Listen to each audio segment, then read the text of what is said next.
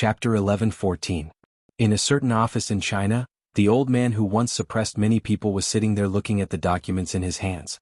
In this era, paper was still the carrier of many documents. The most important point was that it was far more secure than the security of the internet. This was an irreplaceable advantage of paper. "Come in," the old man ordered when he heard the knock on the door. "Sir, there's news about the Empress and the gate." The middle-aged secretary walked in quickly. "What news?" The old man's face, which was as calm as an ancient well, began to fluctuate with the news. "The Empress and the gate are fine. I just contacted Yang Sen, the director of the Messier 87 Bureau." The secretary's face was full of disbelief. They actually survived that kind of situation, and according to Yang Sen's report, there were no injuries. The old man was also a little surprised, and then there was a smile in his eyes. "As expected of the Empress and the gate. This is the path of human beings we pursue, a strong body and superpersonal strength. Now we can finally prove it." The old man understood very well that the two of them must have left the moment they were attacked. Under normal circumstances, the two of them would have returned to Shanghai or even Wuxia City before leaving. Since the two of them were fine, it meant that they had reacted at the moment of the attack, either resisted the explosion or left the earth the moment they reacted. Either way, it showed the ability of the two of them. "Thanks to Sir for suppressing those people. Otherwise, when those two people came back, there would be a big mess," the secretary said admiringly. The old man waved his hand. "After all, they have been cooperating with the country for so long. It is reasonable to see someone jump out to get a share of the rich right after something happened to them. In any case, it's good that they are back. Where are they? What are they doing now? With the temperament of those two people, I'm afraid they won't give up after such a thing happened. They will most likely make a big scene." "Yes," as Sir said, they immediately asked Director Yang to arrange for someone to pick them up and asked for the addresses of all the officials of the Rising Sun City. When the secretary said this, he really felt that the two of them were terrible. They actually wanted to make a move on all the senior officials of the Rising Sun City. However, they had the strength and confidence to do so. "I'm afraid they are looking for the wrong people, but the Rising Sun City can't be completely separated." The old man smiled faintly. "They are not 2 people but 9, the secretary added. "Oh, they've mobilized troops," the old man said with some interest. After thinking for a while, he said, "Connect me to Yang Sen from the Messier 87 Bureau." "Thank you very much, sir." However, since someone else was involved, they weren't treated unjustly. "Don't worry, I know who the culprit is. Since I'm here, I'll find trouble with them first. I'll kill those who deserve to be killed and beat up those who deserve to be beaten up before finding trouble with the United States." Ren Baqin smiled at the elder. "If this fire doesn't go out, you probably won't be able to sleep. It's good that you know what to do," the old man said with a smile. The two of them chatted for a while before he switched off the communication device. He actually received a call from that big boss. It was really unexpected, but it was also reasonable. He had already contacted Wuxia City and Wanyin. Nothing had happened in the past few days. Ren Baqin originally wanted to see if any bugs would jump out and take this opportunity to kill them all. According to Wanyin, there were indeed some people who were ready to make trouble, but they were all suppressed by that Mr. just now. This made Ren Baqin have a good impression of him. In addition, the nation had always been on his side regarding Ning Caichen's matter, which made him feel quite satisfied. With such a leader, he didn't have to worry about any twists and turns in his cooperation with the nation for the next 20 to 30 years. Given his age and physical condition, it wouldn't be a problem for him to maintain this position for a few decades. After waiting for more than 2 hours, 4 limousines appeared on the side of the cliff. A person got out of one of the limousines. It was the military officer from the embassy whom they had met before. His surname was Lu Huaning. Everyone who had been waiting impatiently jumped down from the top of the cliff. The heavy landing sound gave Lu Huaning a shock. He turned his head and saw Ren Baqin, the Empress, and a few other people.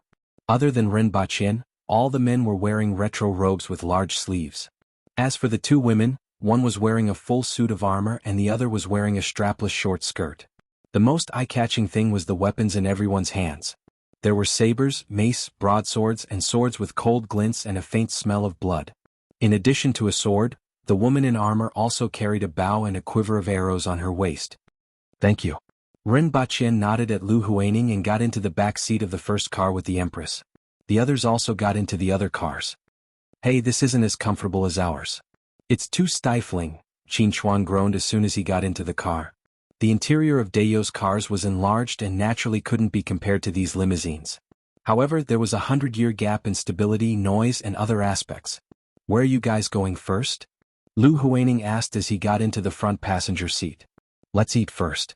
Get someone to prepare enough food for 3,000 people and prepare more meat, Ren Baqin said. Find a secluded place. We still have work to do in a while, so don't alarm people in case they run away. Understood. Lu Huining immediately responded, but he was speechless. Sure enough, the stronger one was, the more they ate. Judging from their appetite, these people were the best of the best. It had to be said that preparing enough food for 3,000 people wasn't an easy task, especially in order to hide the fact that the food had to be as exquisite and delicious as possible. Even the embassy had to put in a lot of effort. This kind of concealment could only be done for one day at most. Ren Baqin was the fastest to finish his meal. He then turned on the projector and flipped through some information. Get someone to take us to the locations of these people in a while. Ren Baqin casually pointed at a few people. The first one was the Empress, who was only 34 years old and had only been on the throne for 2 years. A few key princes, the Prime Minister, the Minister of the Interior, the Minister of Defense, the Permanent Undersecretary of Defense, the Chief of the Defense Staff, the Deputy Chief of the Defense Staff. Liang Qiu looked at the names that Ren Baqin pointed at and smiled bitterly. He knew that something big would happen this time, but he didn't expect the other party to be so ambitious. More than half of the upper echelons of the Rising Sun City were among the other party's targets. We can't show our faces in this matter, Liang Qing said first. Ren Baqin's actions were his business, but China couldn't be involved. All he could do was get someone to lead the way and then send them back to China. I know. Ren Baqin nodded. The Deputy Chief of the Defense Staff and the Minister of the Interior of China aren't in the Fog capital. Prince Charles and Prince Henry are in the United States, and we don't know the locations of the others. The Empress is in Buckingham Palace, the Prime Minister should be in his residence at this time, and the Minister of Defense, as far as I know, is attending Sir Mason's banquet today. In fact, you can just look for the Empress, the Prime Minister, and the Minister of Defense. As far as we know, the officials of the Rising Sun Empire aren't involved in this matter. Ren Baqin nodded slightly. If he didn't say the last sentence, he would have asked what exactly could they do? If you want to make a move, it's best not to do it in a crowded place. You will still go to the United States later, right? If your existence is known, it will be easy for the United States to get the news. After all, your existence itself is noticed by a lot of people. When that time comes, it will be more troublesome to go to the United States. Get me another plane and arrange a flight route. It must be hidden and fast. I will go to the United States in 3 hours. Don't get blown up this time. I can get you a Concorde B-2 commercial plane that can cruise at 2 times the speed of sound. It will only take 2.5 hours to reach Gotham City from the Fog capital. That will be the arrangement. Prepare some cooked food and wine on the plane, Ren Baqin said. He looked at the people who hadn't finished eating and didn't want to wait any longer. He clapped his hands and said, "Everyone get ready to set off." After he finished speaking, he looked at the Empress. "You make the arrangements," the Empress said faintly. "All right, Xange, Sir Tai and Sir Wu, I will have to trouble the 3 of you to capture someone alive. The target is attending the banquet. Create a disturbance outside and then capture the target. Try not to be discovered. Someone will lead the way and bring you to meet up with us later." "I'm familiar with this matter. Don't worry, Your Highness." Tai Yin and Wu Qing laughed. They were officials of the Department of Inspection, and their job was to kill and capture people. "Minister Qin, Sir Lian, and Sir Yuan, I will have to trouble the 3 of you to capture the Prime Minister." "Don't worry." Qin Chuan patted his chest and guaranteed. "Your Majesty, let's go meet the Queen," Ren Baqin said. "The Queen?" The Empress snorted. "Night." In a manor on the outskirts of Fog City. The manor covered an area of more than 10 acres. Outside the manor was a forest, and inside the manor was a cement road leading to a fountain with gardens on both sides. Behind the fountain was a 3-story building that was brightly lit. Even outside the manor, one could hear the music coming from it. 2 cars stopped in the distance. A young man in casual clothes opened the door and said to the people behind him, "This is as far as we can go. What are you going to do next?" Tai Yin looked around with a relaxed smile on his fierce face. This matter couldn't be simpler. Wu Qing killed them from the main gate. General Xinjia blocked the back door. That kid bring me in to capture the target. The young man was a little stunned. Wasn't he supposed to try not to be discovered? Except for the target, leave no one alive. Dead people don't leak information. Tai Yin laughed with a cold expression. Yes. The young man took a deep breath. He didn't know how many high-ranking officials and tycoons were inside. Kill all of these people. The young man didn't dare to bring them in and quickly said, "Wait a moment." After that, he quickly contacted the ambassador and explained the situation. Liang Qing was also shocked. This group of people was really cruel by nature. In comparison, Rinpochen was simply a kind person. Come. Miao Shu Wu. Chapter 11:15. Sir was not actually a title but a general term for a title. Usually, people who had made great contributions to the empire or had outstanding positions in their respective fields could obtain it. Sir Mason was one of them. As a member of the House of Commons and an important figure in the Independent Party, Sir Mason actually had great influence in many industries, especially as one of the core figures of the Rising Hawk faction in recent years. He had close personal relationships with many military personnel. This banquet was also a private gathering of the Hawks who had recently been suppressed by various parties, including many people from the Conservative Party, Liberal Party, and Independent Party. At this time, Sir Mason was talking to several men with a smile on his face. From time to time, he would look up at the current Minister of Defense, Baron Aradaline, or raise his glass to toast with a man from a distance. At the same time, he could perfectly follow up the conversation next to him. It's a pity for Jeremy and Ferdinand. No matter what, they're doing it for the glory of the Empire. Sir Mason nodded lightly. Jeremy and Ferdinand were both important members of the party. Although they were now in prison, they still had a chance to come out. After all, these two knights had also made great contributions to the country. As for those two people, as long as they were alive, then the glory of the Empire where the sun never sets would not exist. Who could imagine that such a powerful country would bow down to two people? And it was after they had caused so much damage to the country. Just as Sir Mason was thinking about this, he suddenly heard something coming from outside. It seemed to be someone's cry. Just as he thought about this, he seemed to hear another cry, a little clearer than the previous one. Without needing him to arrange for someone to go out, someone immediately went out to check. However, as soon as the person walked out, he let out a scream and fell forward. His head rolled off and blood spurted out. A woman standing not far from the door suddenly let out a shrill scream, breaking the silence in the hall. A strong man wearing a wide-sleeved robe that seemed to be worn in the ancient Eastern country a few centuries ago strode in with a cruel and ferocious smile on his face. He waved the long knife in his hand, and the woman's scream stopped abruptly. Blood spurted into the air. Ah, dash! Guards, where are the bodyguards? Catch him. Guns are allowed. The hall suddenly became chaotic. Those who were close to the hall ran toward the inside. That kid, see which one is it? I think these guys all look the same. Tai Yin turned around and looked behind him. A man wearing a mask stuck his head out to take a look and suddenly exclaimed, "Be careful." A few men in suits pulled out pistols from their pockets. Dead or alive? Sir Mason shouted. If anything happened to these people in his manor, no matter how strong he was, he would not be able to bear the consequences. Bang, bang. The hall glowed with the light of muzzles. The steel blade in Tai Yan's hand spun and blocked the bullets. Then he grinned. These guys shouldn't be the targets, and neither should those women. In a flash, he appeared in front of the two bodyguards. With a flash of cold light in his hands, the two bodyguards were immediately cut off from their chests. Blood sprayed everywhere. After a few more flashes, there were a few more corpses on the ground. The hall was filled with screams. Many of the gentlemen who had been maintaining their poise all this while revealed fearful gazes. Most of them broke into a run. Only a few of them could barely support themselves and stand in front of the ladies. However, Tai Yan's figure disappeared in an instant.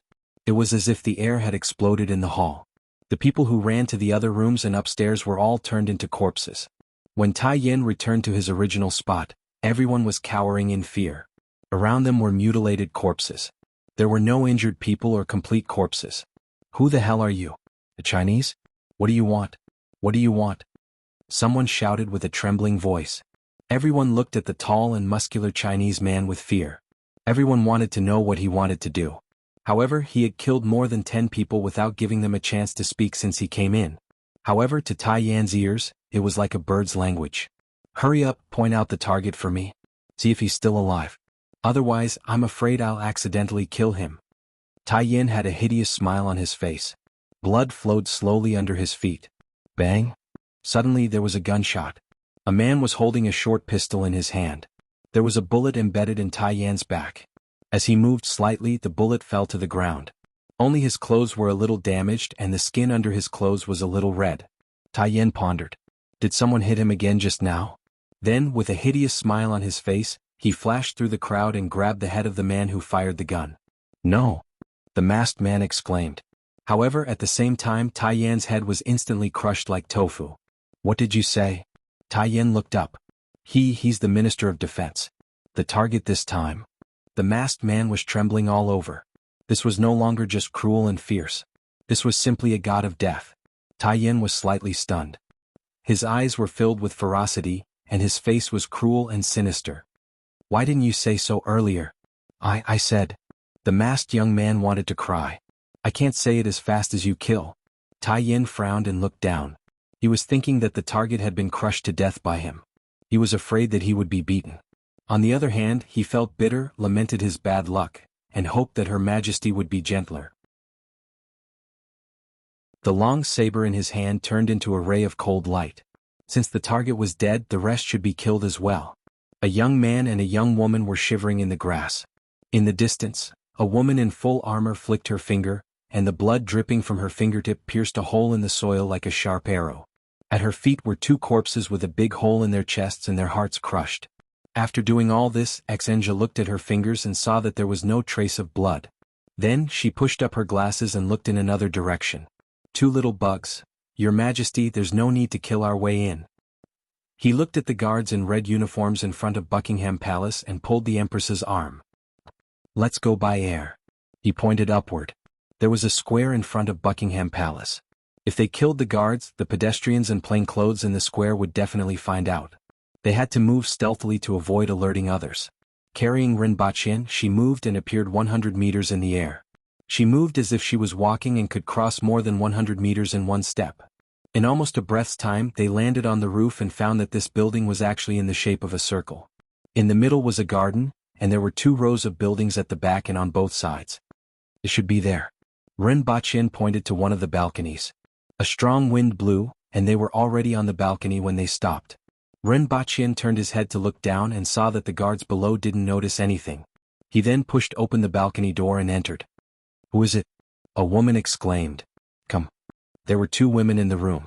One of them was in her 30s and was wearing pajamas. She was sitting at a desk and reading something. The other one looked like a bodyguard. Just as she was about to call for help, Rinpoche stepped forward and pinched her face. If you don't want your master to die too quickly, be quiet. Rinpoche felt that he was a good person who was so kind to the enemy's bodyguards. Who are you? What do you want? It was unknown when the woman in pajamas had a pistol in her hand and was pointing it at the Empress. There's actually a pistol in the Queen's bedroom? Rinpoche turned his head and looked at her with great interest. She was in her 30s, had brown hair tied up at the back of her head and had black eyes. Her looks were passable and her face was a little big. It had to be said that the appearance of the royal family of the Rising Sun Empire was rather average. It was already a compliment to say that she was pretty. The Queen only saw a figure flash in front of her, and the pistol in her hand had already disappeared without a trace. The Empress grabbed her by the neck and lifted her up, carefully sizing her up. Is this the Queen? She can't be compared to you. You are making things too difficult for her. Rinpoche felt that the bodyguard in his hand was troublesome. She had already kicked him a few times, once on his crotch and once on his throat. She even wanted to use her legs to wrap around his arms and neck to break them. The Queen was already in his hands, yet she still dared to resist? She was really courageous. In order to save trouble, Rinpoche knocked the back of her head. From what he saw on TV, a knock here could knock someone unconscious. As for whether it was true or not, he wasn't sure. In any case, the person in his hand had softened. Whether there would be any sequelae or whether she would become a vegetable, Rinpoche had no idea. Your Majesty, please let go. I think she is about to die. We are not here to kill. Rinpoche looked at the struggling Queen. Then what are we here to do? The Empress asked coldly. She loosened her hand, and the Queen immediately fell to the ground, clutching her neck and gasping for breath. What we are here for depends on their performance and answers. Rinpoche carried 2 chairs, one for himself and one for the Empress. Then he calmly asked, Do you know who we are? Who are you? The Queen looked up and asked in a panic. Don't you want to think about it? Do you need me to remind you? If I do, the price will be very high. Ren Baqin looked amiable. The queen carefully looked at their faces. The empress's red clothes, Ren Baqin's bald head, and that high reflectivity. Her pupils suddenly shrank and she looked incredulous. It's you? You are still alive. Do you wish for us to die? Ren Baqin's smile became even more amiable. No, that's not what I meant. That's what you meant. Not only did you think about it, but you also did it.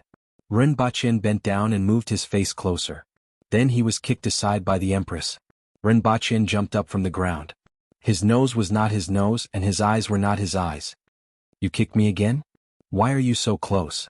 Ren Baqin grimaced for a long time before muttering, love is tolerance, love is patience, love is tolerance, love is full of hope. Beating is affection and scolding is love, the empress suddenly said. Ren Baqin took a deep breath and asked, which bastard said that? The empress raised her eyebrows and said, you said it before. That's right. Ren Baqin said decisively. The queen sat on the ground and looked at the jealous couple with a look of panic and bewilderment. Come. Miao Shu Wu.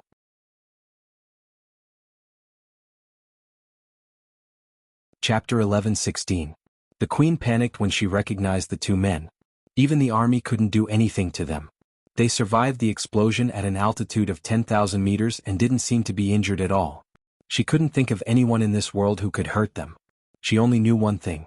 If these two wanted to kill her, she definitely wouldn't be able to escape. Furthermore, the guards wouldn't be able to save her. He could even kill him in front of everyone and swagger his way out. Under such circumstances, she was in a state of panic and despair. The only thing that gave her hope was that they didn't do it. We didn't do it, it was the United States, the queen said. She was really scared and felt wronged. She felt that she had suffered an undeserved disaster. I was on your plane and was blown up in your territory. You're telling me that you didn't do it? Ren Baqin sneered. I'm telling the truth. The queen felt that she had been wronged. If she didn't want to maintain her identity, she would have burst into tears. Ever since she was young, she felt like crying when she was wronged. After all, she was just an ordinary person in her 30s. She was well protected and didn't have much experience. It was only because of the death of her brother that she inherited the throne as the first in line for 2 years.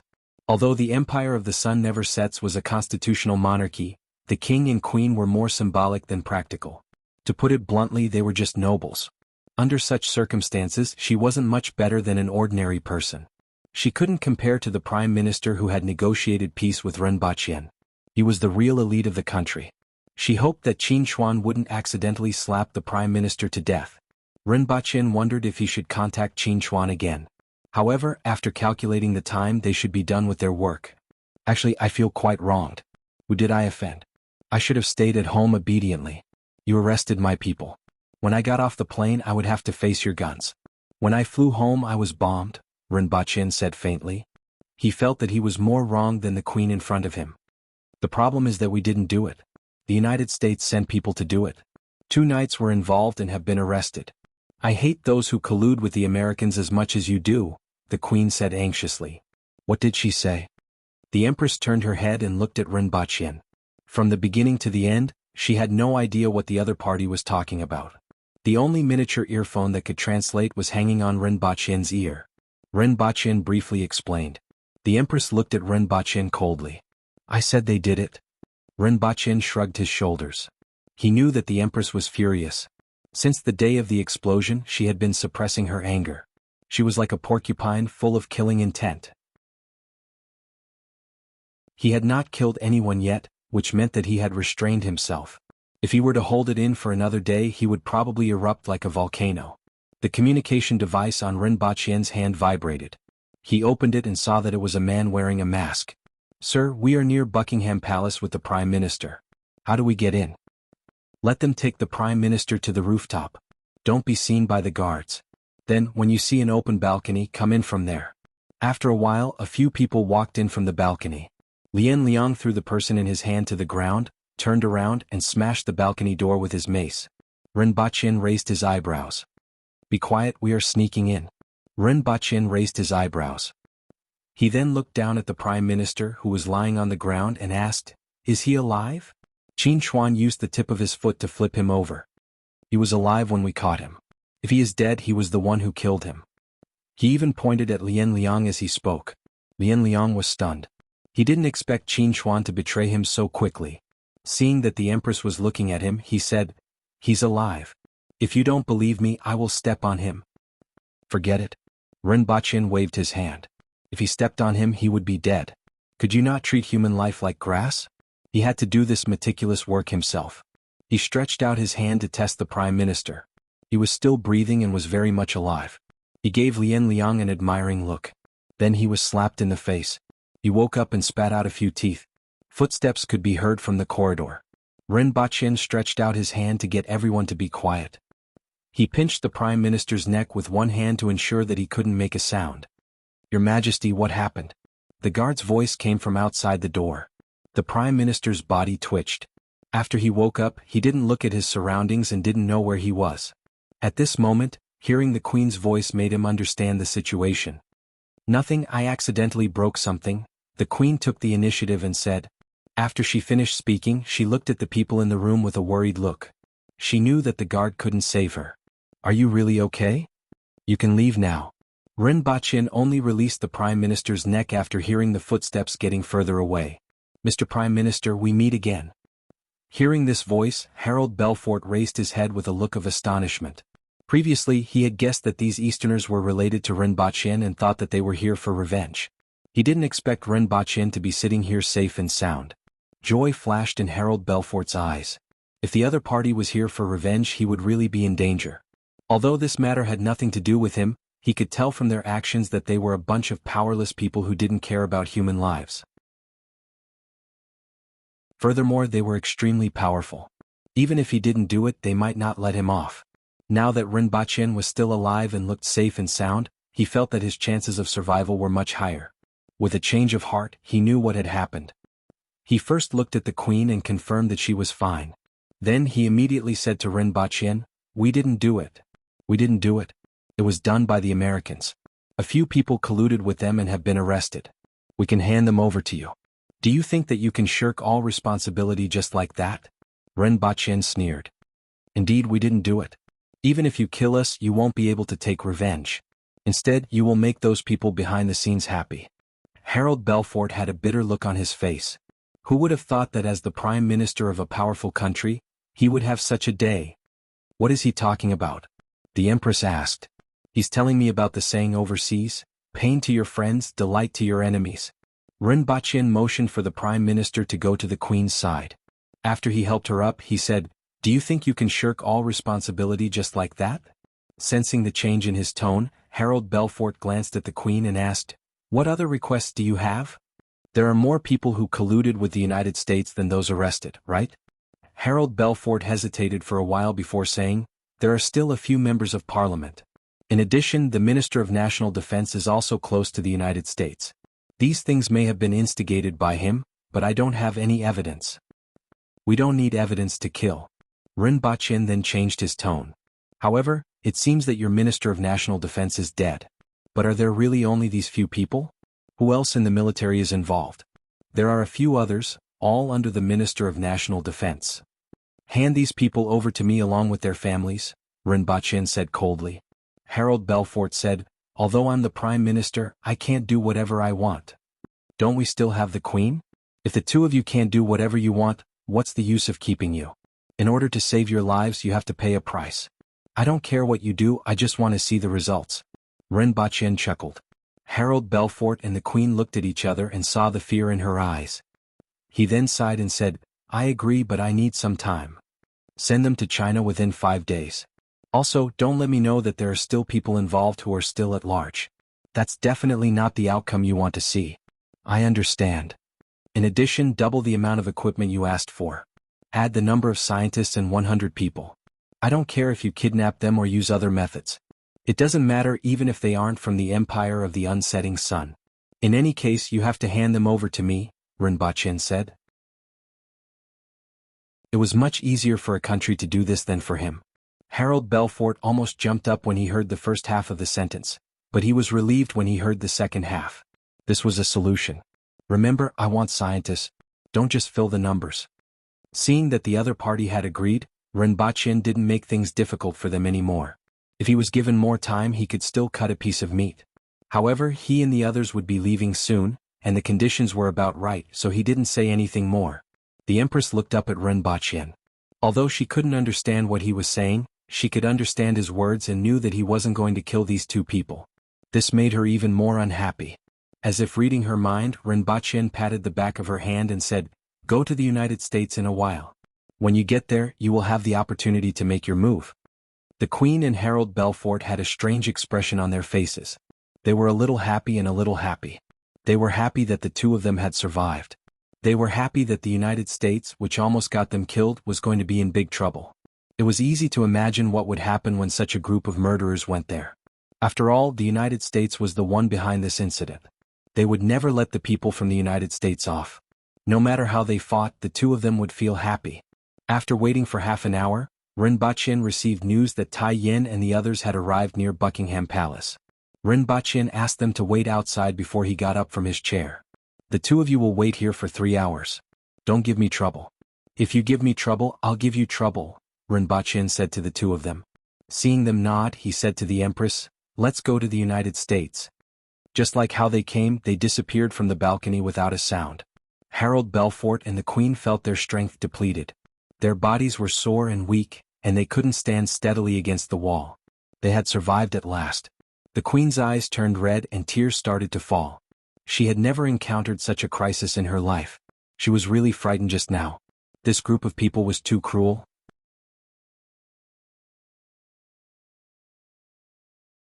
Chapter 11-17.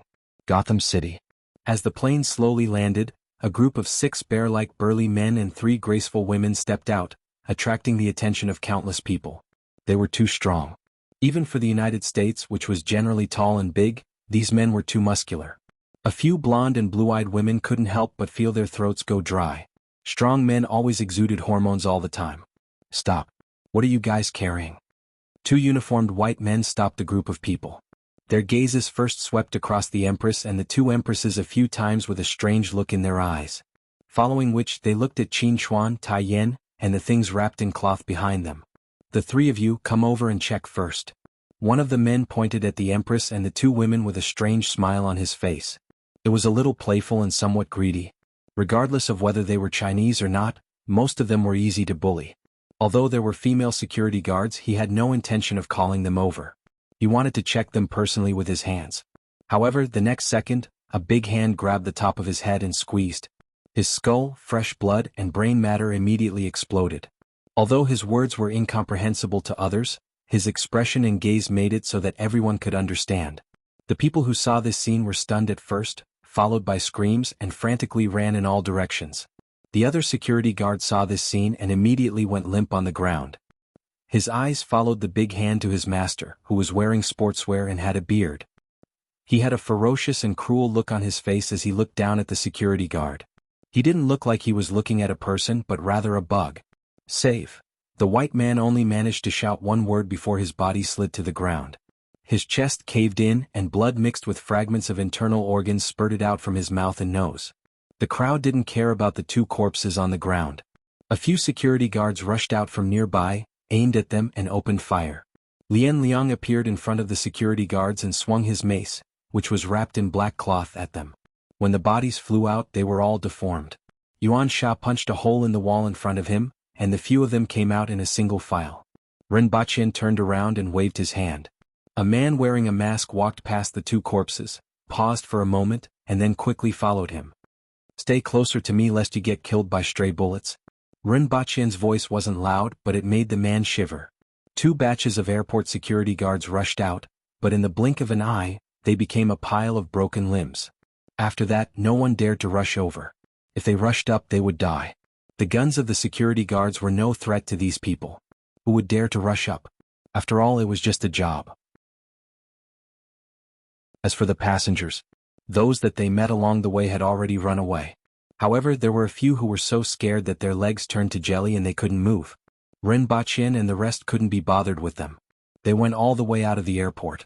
It had to be said that the police here reacted very quickly. There were already police waiting outside. There were 5 police cars and more than 10 police officers hiding behind them, pointing their guns at the crowd. "Fire! The police outside must have known what was going on inside. Without any intention of persuading them to surrender, they opened fire directly. In the distance, a helicopter flew over, its searchlight shining on the broken wall. Lin Xiaola. He gestured in the direction of the helicopter. Lin Xiaola yawned and stretched. Where are the candies? I'll give them to you when we get back. This fellow was so mischievous. Without candies, chocolates, or desserts, she didn't even want to move. If Rinpochen didn't call out to her, she would probably lie there and sleep until the end of time. I don't even have a reward and I still have to fight to the death. Lin Xiaola was immediately unhappy. It's the death of others. Hurry up. The machine gun is quite powerful and it won't be good if my clothes are damaged. Rinpochen really wanted to kick her. Wait until I reach the spirit wheel level. According to his progress, he would reach the Earth embryo level in 2 years, which was the peak of the Earth wheel level. After a few more years, he would be able to break through the sky gate. After that, he would reach the spirit wheel level. He reckoned that Lin Xiaola wouldn't even be an adult then. There might come a day when he would beat her up. He would really hang her up, and beat her up. The masked man behind him was called Feng Shura. He had stayed in the United States for a long time and was also their guide this time. He was stunned when he heard the conversation between the two of them. These people really didn't feel nervous at all. One had to know that this was the United States. Although its gross domestic product had been surpassed by China, it was still the most advanced country in the world in terms of technology. These people were actually so unscrupulous in such a country and didn't feel the slightest bit nervous. No, this couldn't be considered unscrupulous anymore, but rather crazy. I don't know if I can go back alive. Feng Shua thought to himself. He wasn't afraid of death, but he had to see how he would die. It was really unsettling to be with such a group of lunatics. Just as he was thinking about this, gunshots rang out incessantly. Tai Yin stomped his feet, sending gravel flying in all directions. He crossed a distance of 100 meters and crashed into a police car, immediately sending the police car and the 2 people behind it flying. He was just one person, but it felt as if a heavy truck had crashed into him. To put it more vividly, he was Optimus Prime before his transformation. The long saber in his hand shone coldly in the darkness, and the police cars and the police officers hiding behind were all cut into pieces. This is F-1A-26. This is F-1A-26. We have locked onto the target and are ready to attack. Please give the order, the pilot on the helicopter said to the image floating in the air. On the image was a man in a police uniform. Just as he was about to give the order, he suddenly had a shocked expression. Be careful. What? Before the pilot could react, he suddenly felt a chill in his heart. He turned his head and saw a person lying beside him. An Asian girl was looking inside curiously.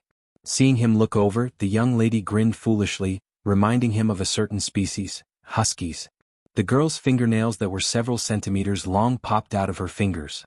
Different from ordinary people's fingernails, the girl's fingernails were concave inwards into a corner, making them even sharper, like the sharp claws of a feline. She drew a circle on the helicopter's outer shell. The titanium alloy shell was like a piece of paper under these sharp claws.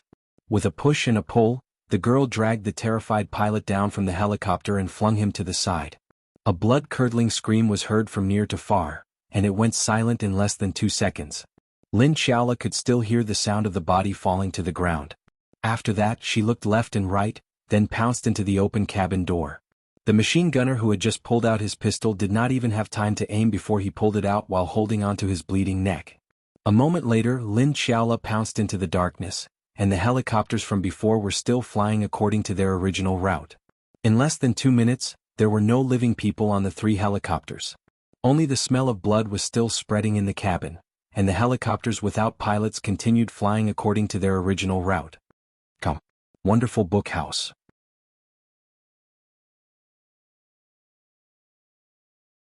Chapter 11-18. Feng Shua watched as Tai Yin turned the police car and the police officer into pork on the chopping board as if he was chopping melons and vegetables. He watched as the girl in the tube-top short skirt plunged into the darkness. After that, the 3 helicopters flew past as if they didn't see them. His heart was filled with shock. However, he still remembered what he was here for. He swallowed his saliva and asked, "Are we going to the Hua residence next?" According to the original plan, everyone planned to go there. However, the flight route was only to Gotham City. Originally, he was going to come out normally and then take a car to Hua Manor. He didn't expect everyone to kill their way out of the airport, no matter what was in front of them. He knew that they were powerful and cruel, but he didn't expect them to be this cruel. Now even he was a little flustered. With such a huge ruckus here, it would be difficult to hide his whereabouts, let alone go to the Hua residence. Let's go to Manhattan and find a place to rest. I'm a little tired. Rest? Feng Shuai was stunned for a moment before a strange expression appeared on his face. After causing such a huge ruckus here, I'm afraid we'll be intercepted before we get far. They'll probably send out the army. Feng Shuai didn't know much.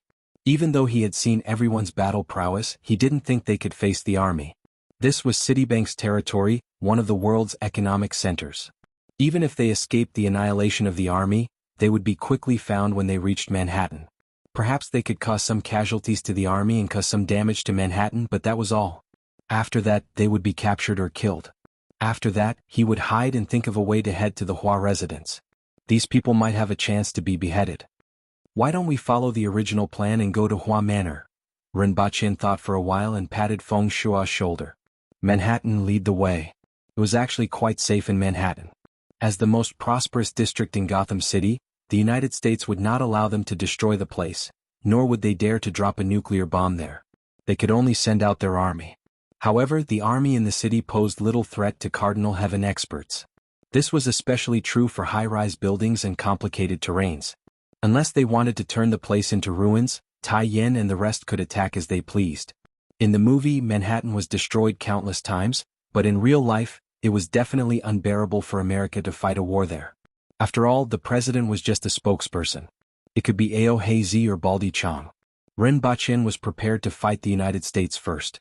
After that, he and the Empress would launch a surprise attack on the Hua residence.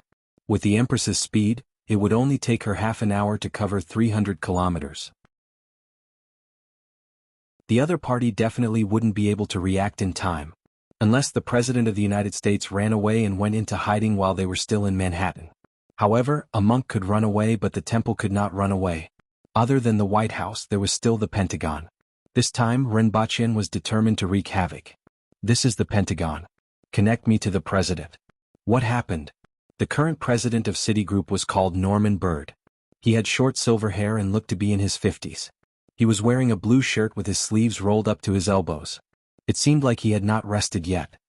Mr. President, I have a piece of news for you. The magician and the woman are not dead, an old man in a suit said. Magician was his code name in the United States.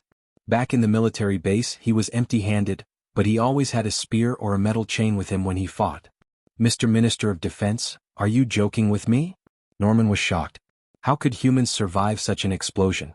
Furthermore, satellites had already searched the area and found no signs of life. They had also repeatedly compared the satellite images. After the plane exploded, there was absolutely no intact human body that fell. It was impossible for them to be alive. I also hope that this is a joke, but unfortunately it's the truth. We are in trouble. Mr. President. Norman's face turned extremely ugly. They were actually still alive after such an explosion which happened 10,000 meters above the ground. Where are they? The Minister of Defense was livid. John F. Kennedy Airport. They just killed 2 security officers, 17 airport security guards, 22 police officers, and 3 helicopter pilots at John F. Kennedy Airport. They don't have the slightest intention to hide their whereabouts. Their intention is very clear, to kill and destroy. Norman's face changed a few times and cold sweat began to drip from his forehead. Those 2 people were here for revenge. They were too crazy. The disaster at John F. Kennedy Airport would definitely shock the entire country. However, he couldn't care less at this time. Based on the abilities displayed by the other party, what happened at John F. Kennedy Airport was probably a small matter. As if reading Norman's thoughts, the old man added with an ugly expression, "They aren't just 2 people. They formed an Avengers alliance and there are a total of 10 of them." Norman slowly sat in his chair, took a deep breath and asked, "Is there any good news? Mr. Minister of Defense?" "No, there's only worse news." Norman felt that if he could, he would like to change the Minister of Defense. Talking to this old man was really troublesome. What's worse? Norman covered his forehead. They have already started moving north. Where is their destination? It's likely to be a bustling area. Our troops will be restrained there, but they don't need to care about that. The old man had the same opinion. It had to be said that those who could sit in this position were all outstanding people. However, the lack of intelligence and the wrong perception of power made them make the wrong choice. If they knew more, they would probably make the same choice. Some things had to be tried to be known. Norman gritted his teeth and said, "We must stop them and not let them enter densely populated areas. If they really entered densely populated areas, he would be finished." He was very clear about this. The other party definitely wasn't here for a vacation. After saying this, he sat in his chair and panted a few times. He felt as if his chest was being pressed by a huge rock. The news brought by the Minister of Defense was really shocking. The 11th Division of the Army and the 3rd Regiment of the Mechanical Army have already set up a defense nearby. Helicopters are attacking first to delay the other party. Due to time constraints, their defensive area is already close to densely populated areas and is likely to accidentally injure people. In addition, I hope to mobilize the Air Force and Special Forces to coordinate the attack. Okay. Norman responded. The Ministry of Defense was very fast and had already done so before he was notified. This was already beyond his authority, but he didn't care at all. All he could think about now was whether such power could stop the other party. The conclusion seemed a little pessimistic. "Gather all the staff. This is a war and we must win," Newman said solemnly to the Minister of Defense. "I'll head to the Pentagon right away." "We will do our best, Mr. President." The Minister of Defense didn't say that they would win in the end. His opinion was the same as Norman's. After understanding the outcome of the attack by the Empire of the Unsetting Sun and the explosion, he wondered if the other party would be killed. Norman opened his mouth and really wanted to say, "Is there still a possibility for us to negotiate?" However, he didn't say it out loud. He was starting to regret it now. He regretted his previous actions. Judging from the outcome, the previous action had brought them huge trouble. Come. Wonderful book house.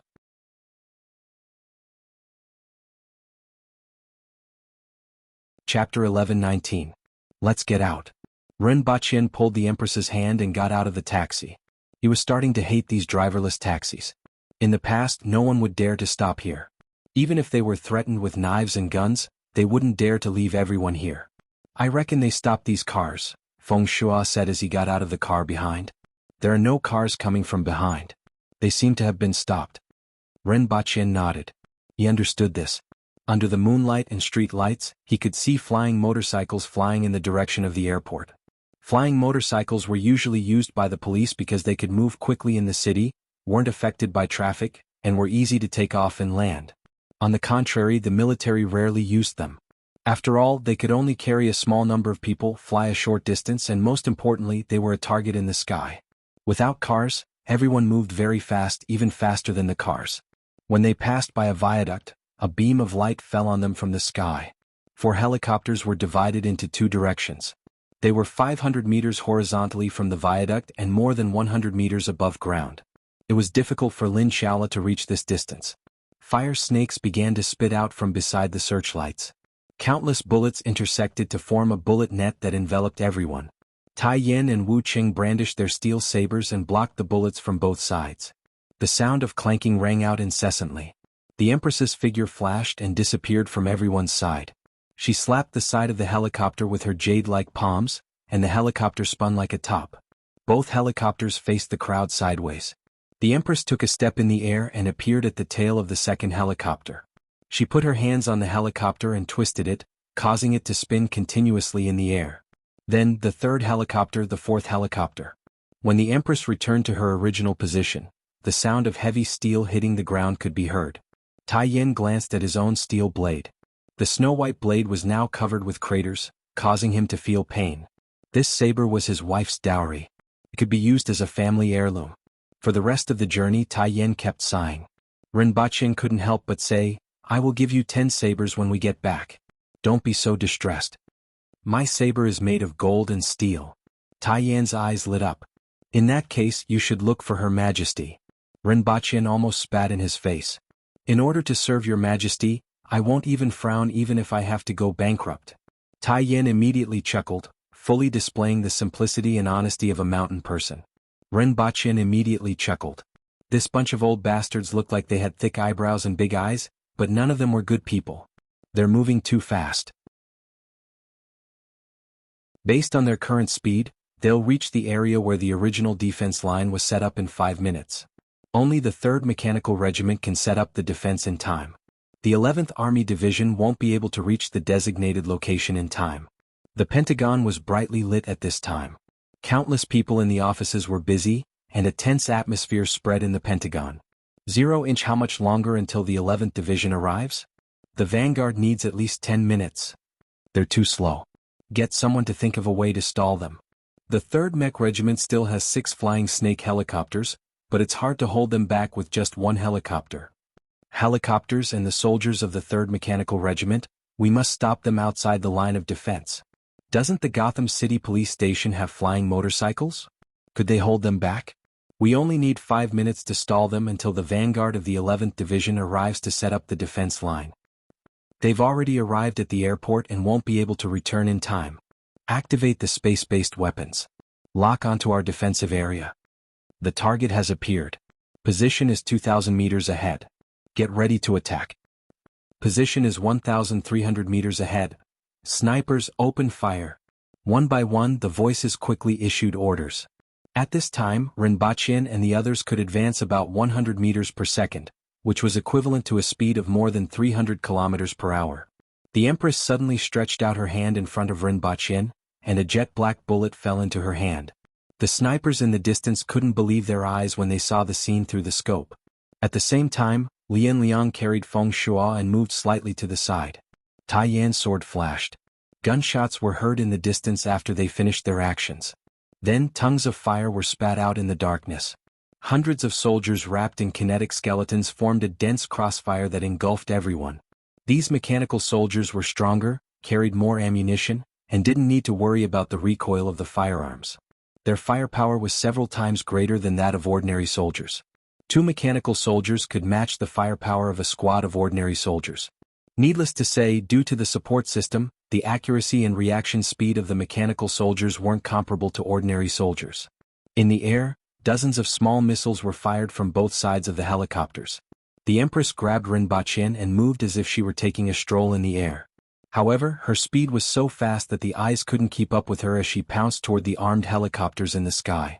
She swatted one of the helicopters down with a single palm strike. Lin Xiaola was originally behind everyone.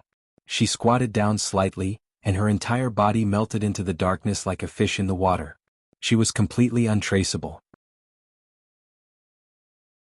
A moment later, a few screams came from the rear of the mechanical army.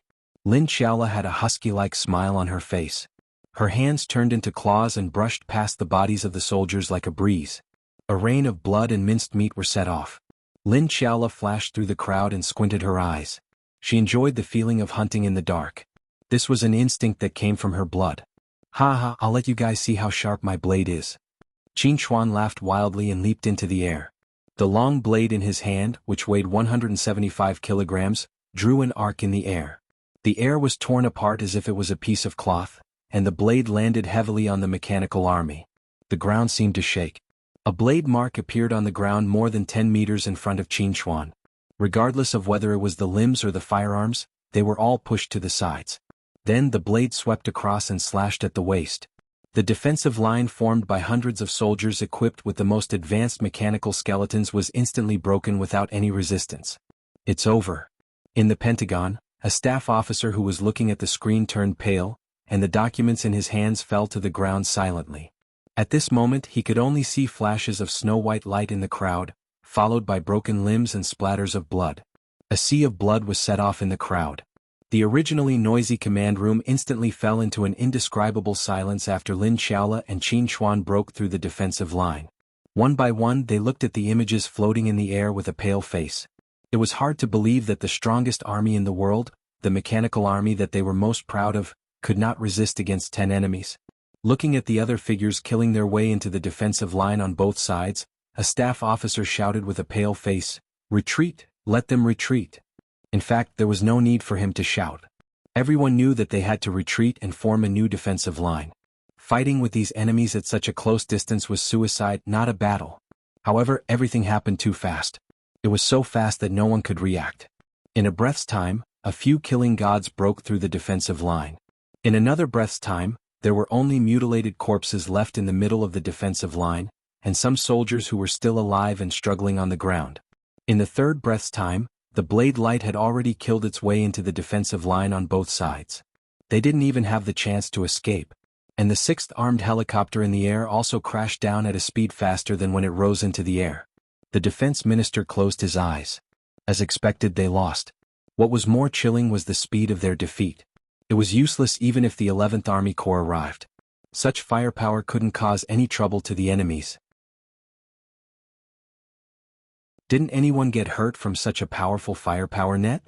Someone couldn't help but mumble. Who are they? What are they? Come. Wonderful book house.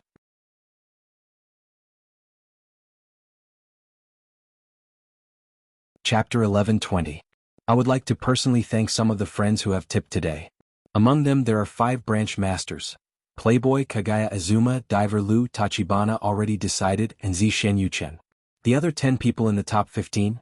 Kaka, Happy Wings, Num, it's hard to think of a name, no coincidence, Little Kagawa Chuckle, World of Ladders, that's all, Eternity 38, Small. Slave Zuckalin. There are still many readers behind me, but I can only see the top 15 on the webpage. I really can't take it anymore today, so I won't be scrolling through my phone. I would like to say thank you to all the friends who have supported me. I'm going to sleep. The pretty boy at the Empress's house would like to thank all the readers who have supported me. Currently typing, please wait for a moment. After the content has been updated, please refresh the page to receive the latest update.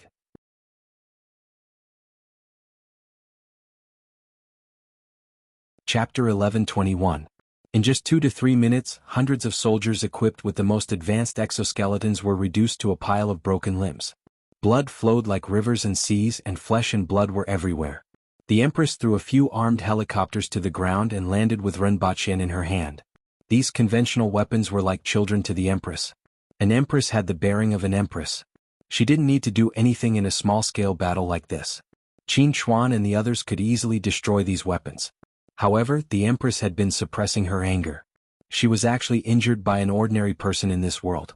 If she hadn't reacted quickly, Renbachien would have died without a doubt. Even though the Empress had been suppressing her anger, she was still in a rage. The Empress wanted to vent her anger, but killing the culprit wasn't the end of it. How could one person's death be enough? She wanted to destroy everything that the other party had. It was just like how some people liked to smash things when they quarreled.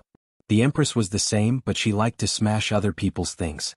After landing from the sky, the Empress's expression didn't ease but became even colder. Qin Chuan and the others waved their weapons to get rid of the flesh and blood stuck to them. Except for Lian Liang, the huge mace in his hand was stained with pieces of flesh that needed to be carefully cleaned. However, he didn't care. In his opinion, the mace covered in flesh and blood was more intimidating and could better serve as a foil for his bravery. Where should we go next? The Empress looked at Feng Shuo and said, "Show us the way." Feng Shuo, who was stunned by everyone's destructive power, immediately quivered when he was glanced at by this cold and murderous gaze. He subconsciously asked, "Where are we going?" "Manhattan." He replied. "Oh, I got it. Let's go forward first." Feng Shuo looked distracted. A United States mecha regiment was destroyed just like that? Just as the Empress was about to move forward, she suddenly looked up at the sky. What's up there? In this night, even with the moonlight, one couldn't see very far, let alone the sky. After recovering from the shock, everyone in the battle command became frantic. Countless staff officers were busy analyzing the enemy's strength and formulating new battle plans. "Minister, the satellites are in place, and the 86 laser cannons have finished charging.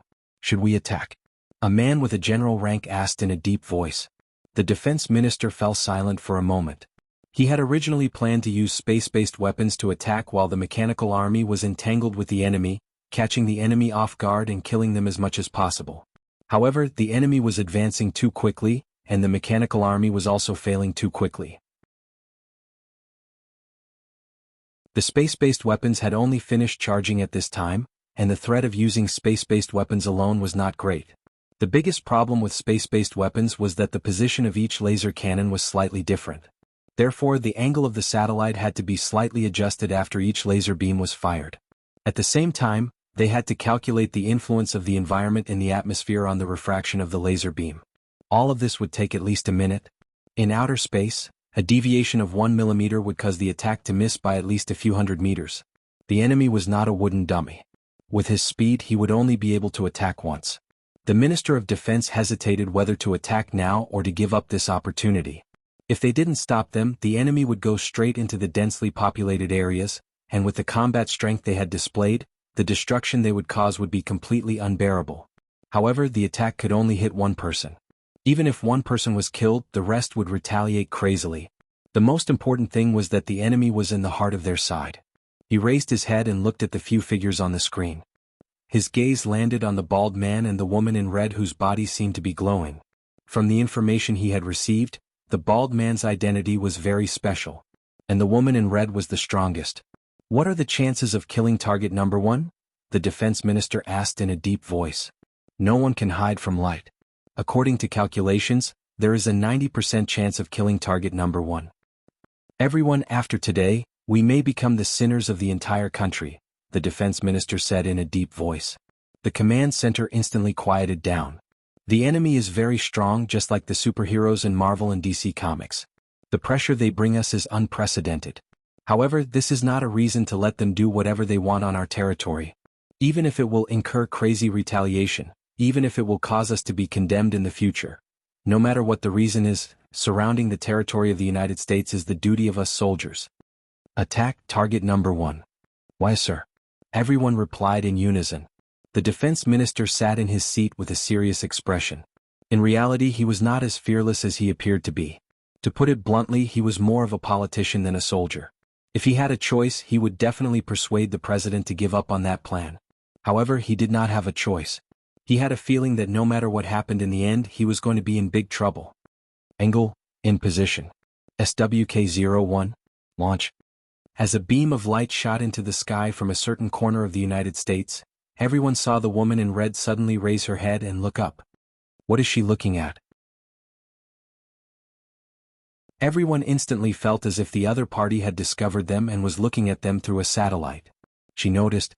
This thought only appeared in everyone's mind when a beam of light shot down from the sky and hit the woman in red. Target hit. She actually dodged it? How is that possible? There's no way someone can dodge light. She noticed it. She moved when the beam of light rebounded, but she's too fast. Everyone in the command center had pale faces. She even dodged light? Even at the moment when the beam was refracted, she noticed it? She didn't completely dodge it, her arm is injured. An injured beast was even scarier. So was the Empress. A few seconds ago, the Empress suddenly felt a huge threat coming from the sky. Then, a beam of light fell on the spot where the Empress had just been standing. There weren't any lighting effects and there wasn't much of a technological feel to it. It was as if someone had suddenly turned on a laser light and shone it in this direction. There was a 10-centimeter diameter mark on the ground that was almost completely melted. Ren Baqin even smelled the smell of barbecued meat. Then there was a wanton and ostentatious killing intent. Even though it wasn't directed at everyone present, it landed squarely on them as if countless sharp blades were slashing across their bodies. The clothes of Qin Chuan and the others were already slightly damaged, and at this moment, tiny holes silently appeared on them. Feng Shuo was the most miserable. He couldn't help but groan as he felt as if countless knives were slashing his body. "Your Majesty." Ren Baqin was also shocked. He grabbed the Empress's arm and took a closer look. There was a charcoal-like area from the elbow down, giving off the smell of burnt barbecued meat. This is a laser cannon? Ren Baqin felt his heart ache even though the Empress's arm was injured. "It's all thanks to your Majesty's quick reaction. I want them to die," the Empress said through gritted teeth. There was nothing wrong with using any means in a battle between two armies. The Empress originally didn't want them to live, but she was even more furious now. Lin Xiaola swallowed her saliva as if she was drooling. Thump. The Empress appeared where Lin Xiaola was, but Lin Xiaola was nowhere to be seen. Ren Baqin felt that it was a light punishment for her to take a beating. Even Erhua was smarter than you. Set a small target first, such as 1 second. Remember, booksellers.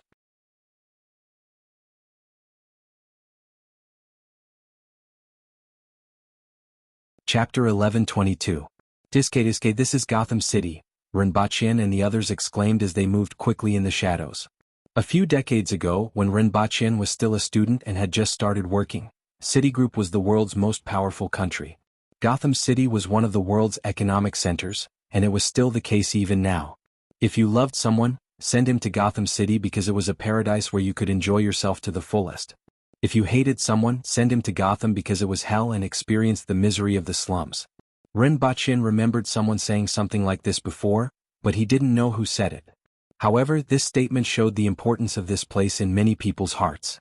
Now that he had seen it with his own eyes, to be honest, the cleanliness of this city couldn't be compared to many small cities in China. From time to time, trash cans could be seen on the ground as if they had just been rummaged through. Patches could be seen everywhere on the ground as well as broken road teeth. All of this told him that this city wasn't what many people imagined it to be.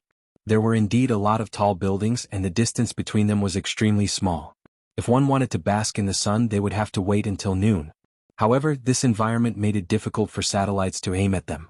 Along the way, they didn't encounter any obstructions. They probably knew that they couldn't stop them, so they had other ideas. They had settled down, but the Empress wasn't.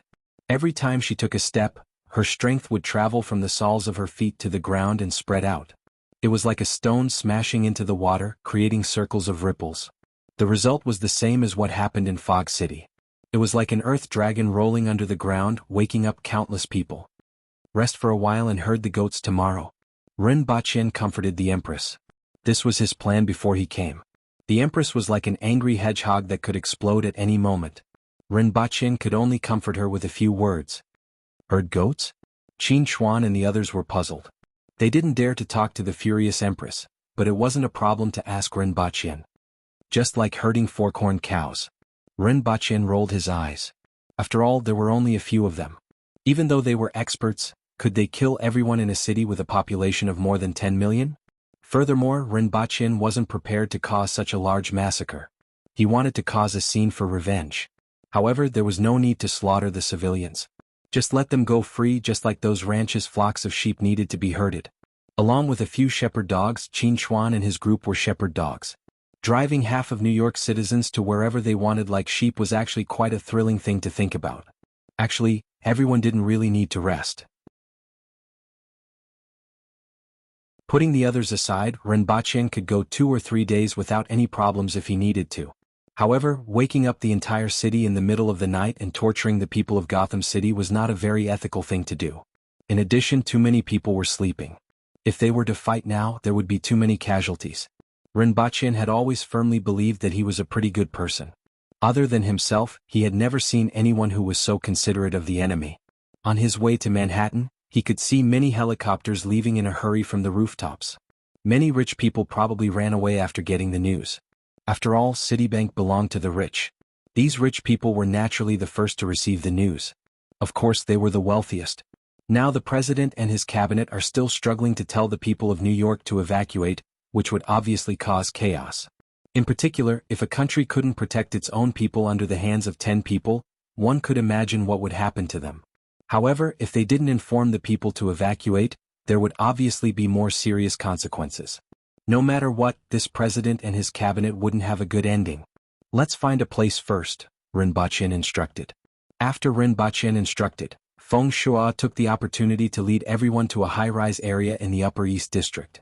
This is the gathering place of the rich in Gotham City. Many of those rich people on Wall Street have mansions here. The Citibank government definitely wouldn't dare to cause any trouble here. Feng Shui said to Rinpoche. Rinpoche smiled and didn't say much. Even a cornered dog would jump over a wall, let alone a country's government. Under normal circumstances, the Citibank naturally wouldn't dare to cause any trouble here. However, compared to the destruction of Gotham City, this place was nothing. They randomly found a building in the middle of the building, tore down the door and knocked out the owner. Rinpoche went to the bar and found a few bottles of wine. He poured a glass for the Empress and threw 2 bottles to Qin Chuan and the rest. Take a rest and wait for tomorrow morning. Tsk, it's not that good. It's not as good as your wine. Qin Chuan took a sip and smacked his lips. The wine that Rinpoche brewed during the gamble with the Zhang family was really memorable for a few days. Unfortunately, Rinpoche didn't brew any more after that. Of course, even if he did, it wouldn't be his turn. With the Empress's alcohol tolerance, a few tons of wine a year was only enough for her to drink. The Zhang family brewed another batch of wine. I will process it later and share some with you. Rinpoche shook his head slightly. He didn't think much about wine and mostly drank with the Empress. He contacted Yang Sen from the Messier 87 department. It was early in the morning here, which was afternoon in China. The timing was just right. Mr. Rin, you have created a big commotion. Yang Sen couldn't help but exclaim after the call. Rin Baqian and the others were in Gotham City, and countless people in China were paying attention. The previous battle was practically a live broadcast. Many of those who were tempted to cause trouble were now well behaved. They really couldn't afford to offend them. Fortunately, that person from above suppressed them. Otherwise, Rin Baqian would have dealt with them when he returned. Is there anything I can help with? Yang Sen asked. Of course, the nation definitely wouldn't get involved on the surface and would even pretend that they didn't know anything. I'm suddenly blind and you guys can do whatever you want. Make a few pieces of armor, weapons and food, Rin Baqian said. Although there were only 10 people, the amount of food consumed in a day was definitely not a small amount. It was easily more than 5,000 kilograms. With such a large amount of food, even if they could obtain it through various means, a lot of it would definitely be done by others.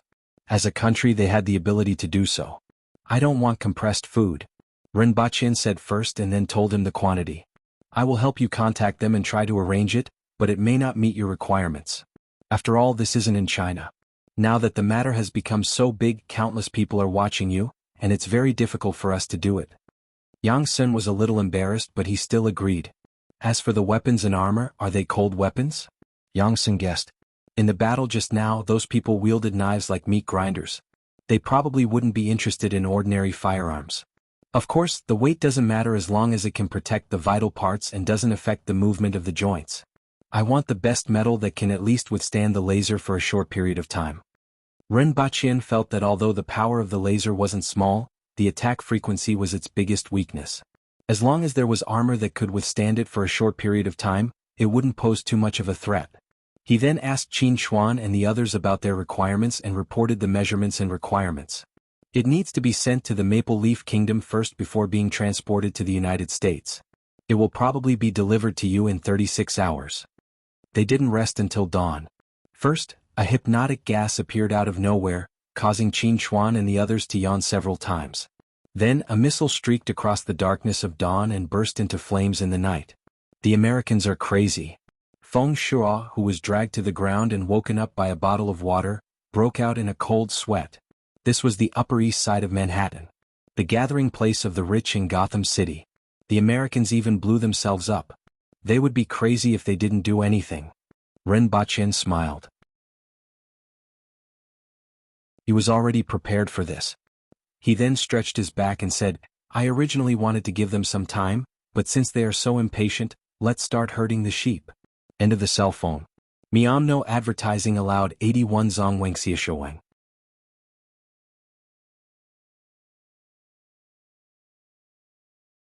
Chapter 1123. Feng Shuo thought the Americans were crazy. The U.S. Secretary of Defense also felt like he was going crazy. They were afraid to take action, but they had no choice but to do so. This was the true portrayal of their current situation. Manhattan, the economic and cultural center of Citigroup, where most of the world's top 500 companies were headquartered, was also home to the largest number of wealthy people in the country. Although some had left last night, this was only a small portion of the top tycoons. Most of the people were still here. Rin Baqian, the Empress, and the rest felt as if they were stabbing into the hearts of their enemies, causing them to be in so much pain that they wished they were dead. If a disaster were to happen here, the entire economy of Citibank would be hit hard. If it were another person or organization, the United States could still think of a way to resolve the situation and minimize their losses to an acceptable range. The Empress was different. She was a walking killing machine. The Americans knew that she could destroy a region or even a city by herself. She was an extremely terrifying force. It had powerful destructive power, superb speed, and an unbearable sense of danger. It was too difficult to kill such a person, especially when the person was in his heart. Even if they did everything they could to kill the other party, they would most likely end up half dead. This was no longer a case of sacrificing 800 to kill 1,000. In the eyes of some of the higher-ups of the United States Army, this was already a case of sacrificing 80,000 to kill 1,000. However, they didn't have a choice. They had to do something. No matter what they did, it couldn't be worse than what they were doing now. The hypnotic gas and missiles had all been used, but there was almost no effect. The other party actually didn't suffer any damage at all. This made the hearts of those who were waiting for the result go cold. In that case, all sorts of tricks were prepared to be used next. Before that, a few men in black suits appeared in his line of sight. Gentlemen, perhaps we can talk. Rinpoche grinned. Such a familiar smell, such familiar words, and even the clothes were so familiar. They just bombed us with missiles and now they're here to negotiate? Were you born in the year of the dog? However, before Rinpoche could open his mouth, Lien Liang had already appeared in front of them with an evil grin on his face. With a slap, only a few headless corpses were left. Towards their enemies, Qin Chuan, Lien Liang and the rest never spoke any nonsense. Don't you have the slightest bit of respect for life? An image suddenly appeared in the air. It was one of their targets. What? Reverence? Isn't it ridiculous? Why didn't you say anything when you cooperated with the Rising Sun City to set a trap? Why weren't you in awe when you blew up the plane? Now you're thinking of reverence. Rinpoche felt like laughing. However, it was true that the Aboriginals did not have much reverence for life. To the Aboriginals who had been fighting ferocious beasts in the wilderness for thousands of years, that was a joke. They could even disregard their own lives at any time, so why would they care about the lives of others? We will meet again very soon. At that time we will discuss this issue again. Rinpoche flashed his white teeth at the other party and crushed the communication device on the ground. This thing is much more advanced than the telephone. Qin Chuan smacked his lips. The cars here were also much more advanced than those in Dayo. There were also advanced things like big screens on the streets. The few of them finally understood why the newly built imperial capital felt a little strange. It turned out that it was like this place. Your Majesty, do it, Rinpoche said. You guys will start from the coastal area in the northeast. Feng Shuo will lead the way. Rinpoche said to Qin Chuan and the rest. Remember what I told you to be careful of. If you die here it will be a joke. Even a fool wouldn't be bitten by an ant. Qin Chuan laughed. Before he could finish laughing, he was smashed into a building not far away.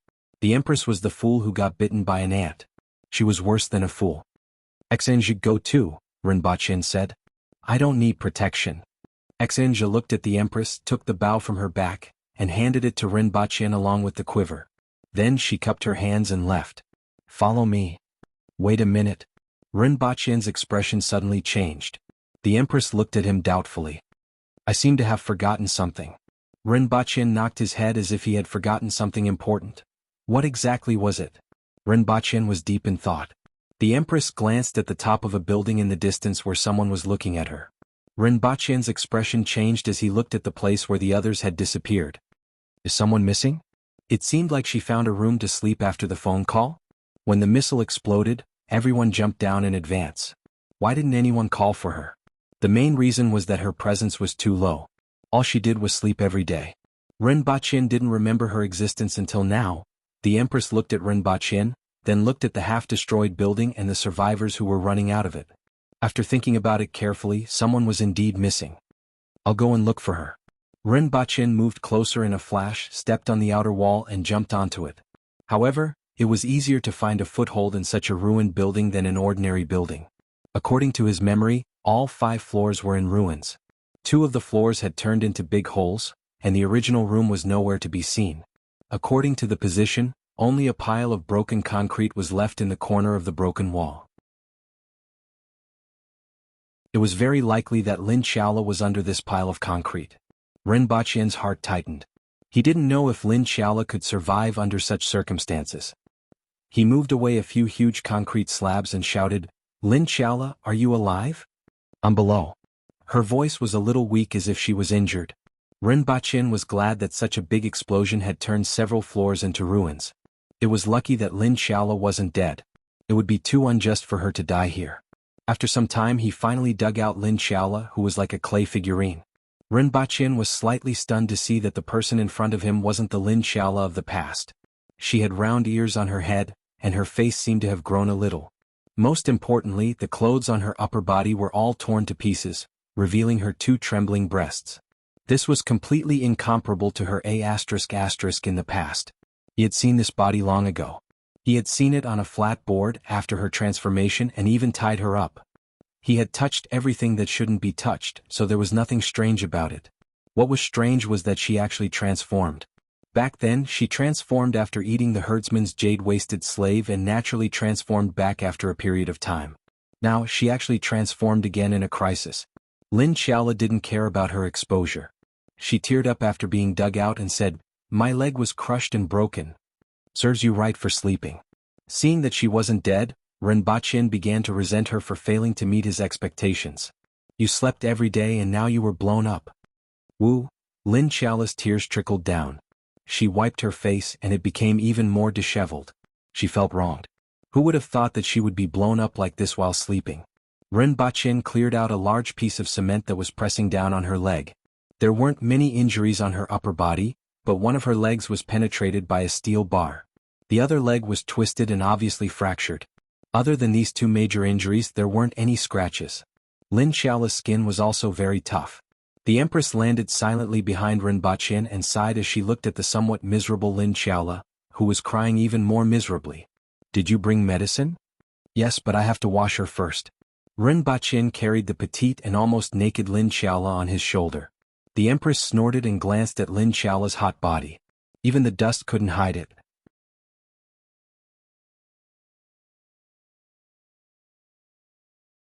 Chapter 11:24. When he carried Lin Xiaola to an empty room to take a bath, she transformed back to her original size. After the bath, she was back to that girl with no breasts and no buttocks. After treating her wounds, he found some clothes for her to wear: denim shorts, a sports vest, and a t-shirt with a husky drawn on it. It was Lin Xiaola's best friend. In fact, she fell into a deep sleep after the bath, and Rinpoche was the one who gave her the clothes. Transforming under such a huge threat consumed too much of her energy, and she needed to fall asleep to recover her strength. Not only did the team lose members, but she also became a burden. Rinpoche had no choice but to tie her behind him. When he went down, it was already a mess outside. Fleeing people and vehicles were everywhere, like a nest of ants scattering in all directions. In the surroundings, 3 buildings had already collapsed, and a few buildings were full of cracks as if they would collapse at any time. The Empress, dressed in red, stood there like a reef in the middle of the waves.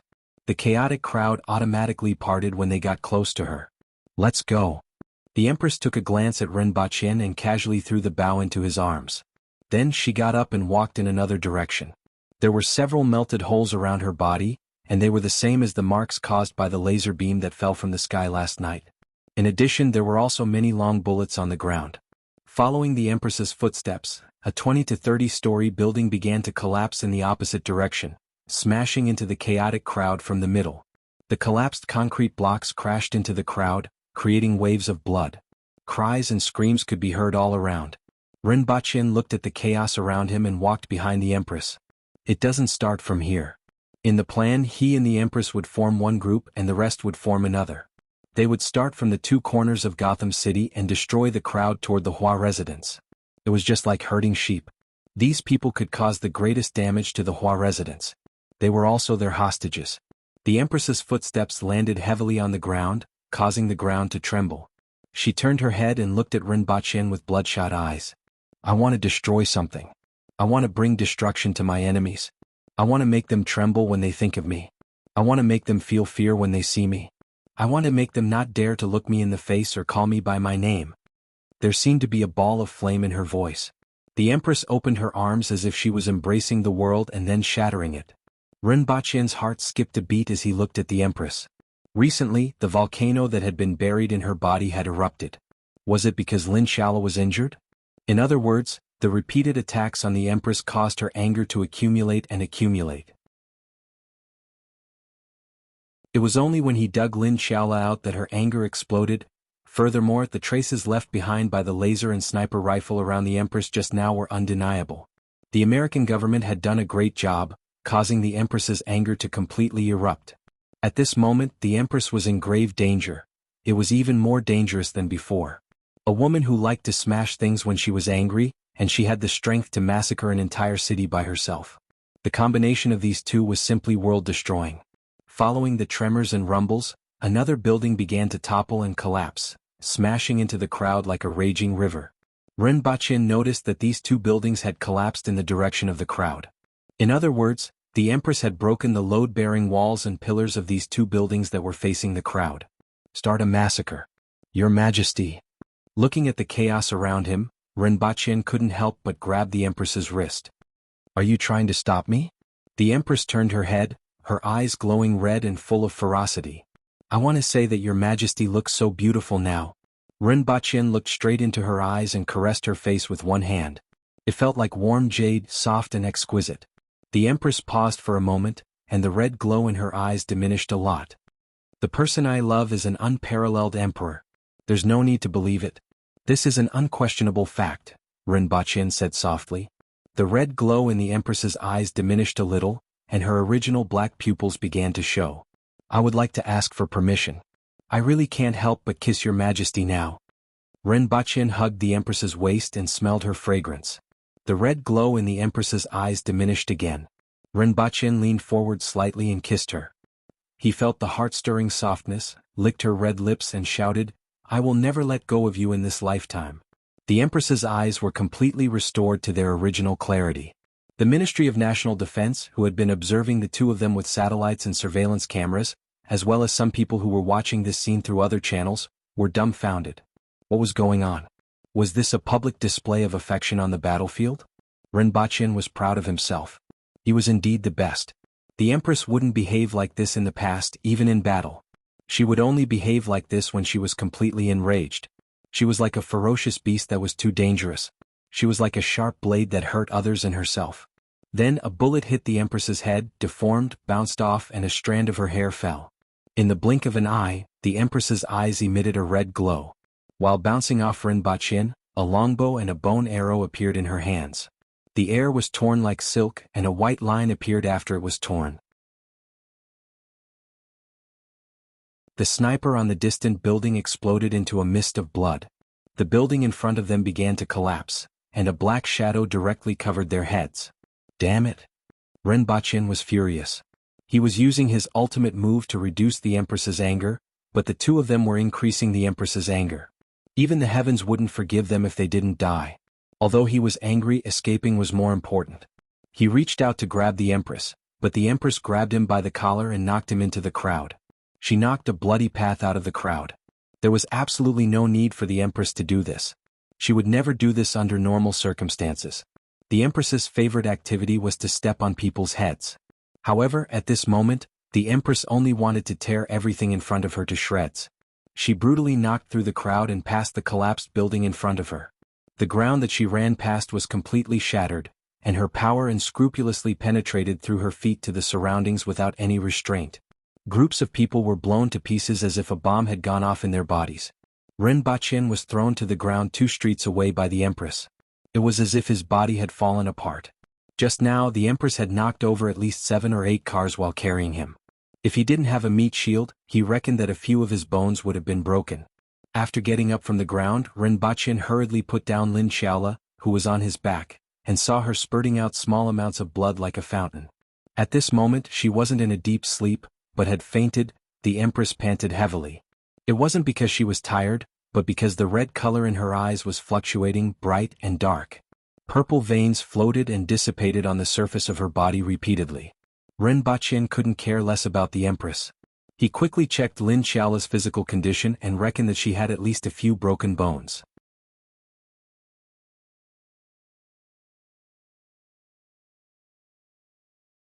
Chapter 11:25.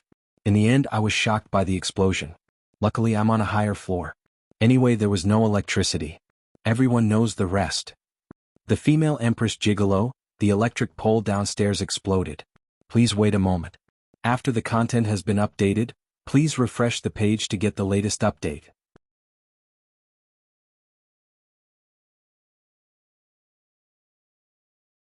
Chapter 11:26. How is she? Rinpoche was standing in a room. The window in front of him was completely smashed.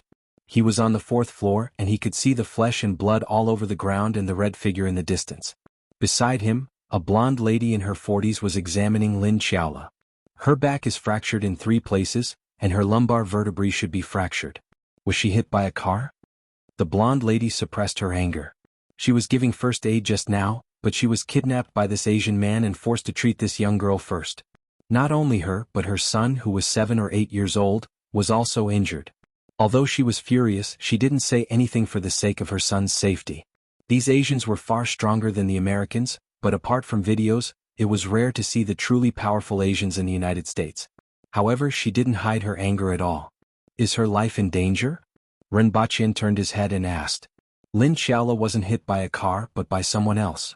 However, the effect was more serious than being hit by a car. Even if she was hit by a car, she wouldn't be able to bear it. Previously, there was chaos everywhere and the car wasn't as fast as her legs.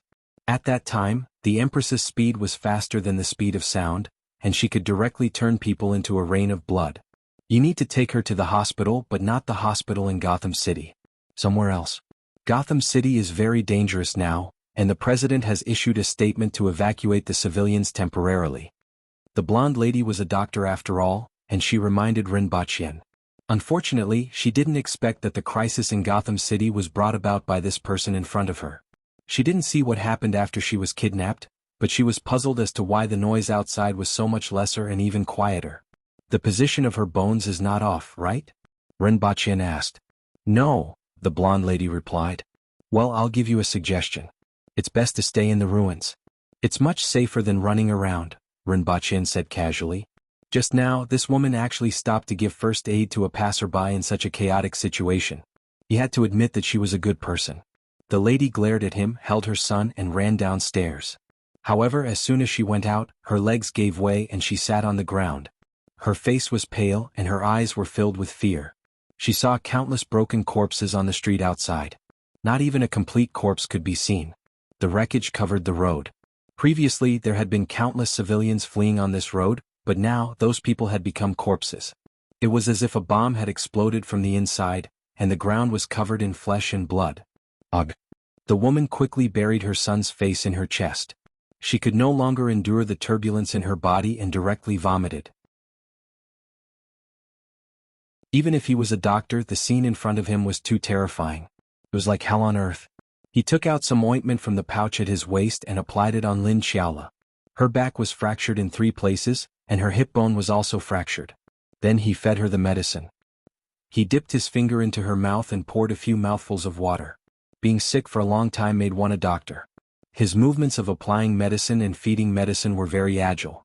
At this level, he could at least be considered as half an orthopedic surgeon. He knew very well that even if he used medicine, it would take him 3 days to recover from this injury. Lin Xiaola's bloodline was special.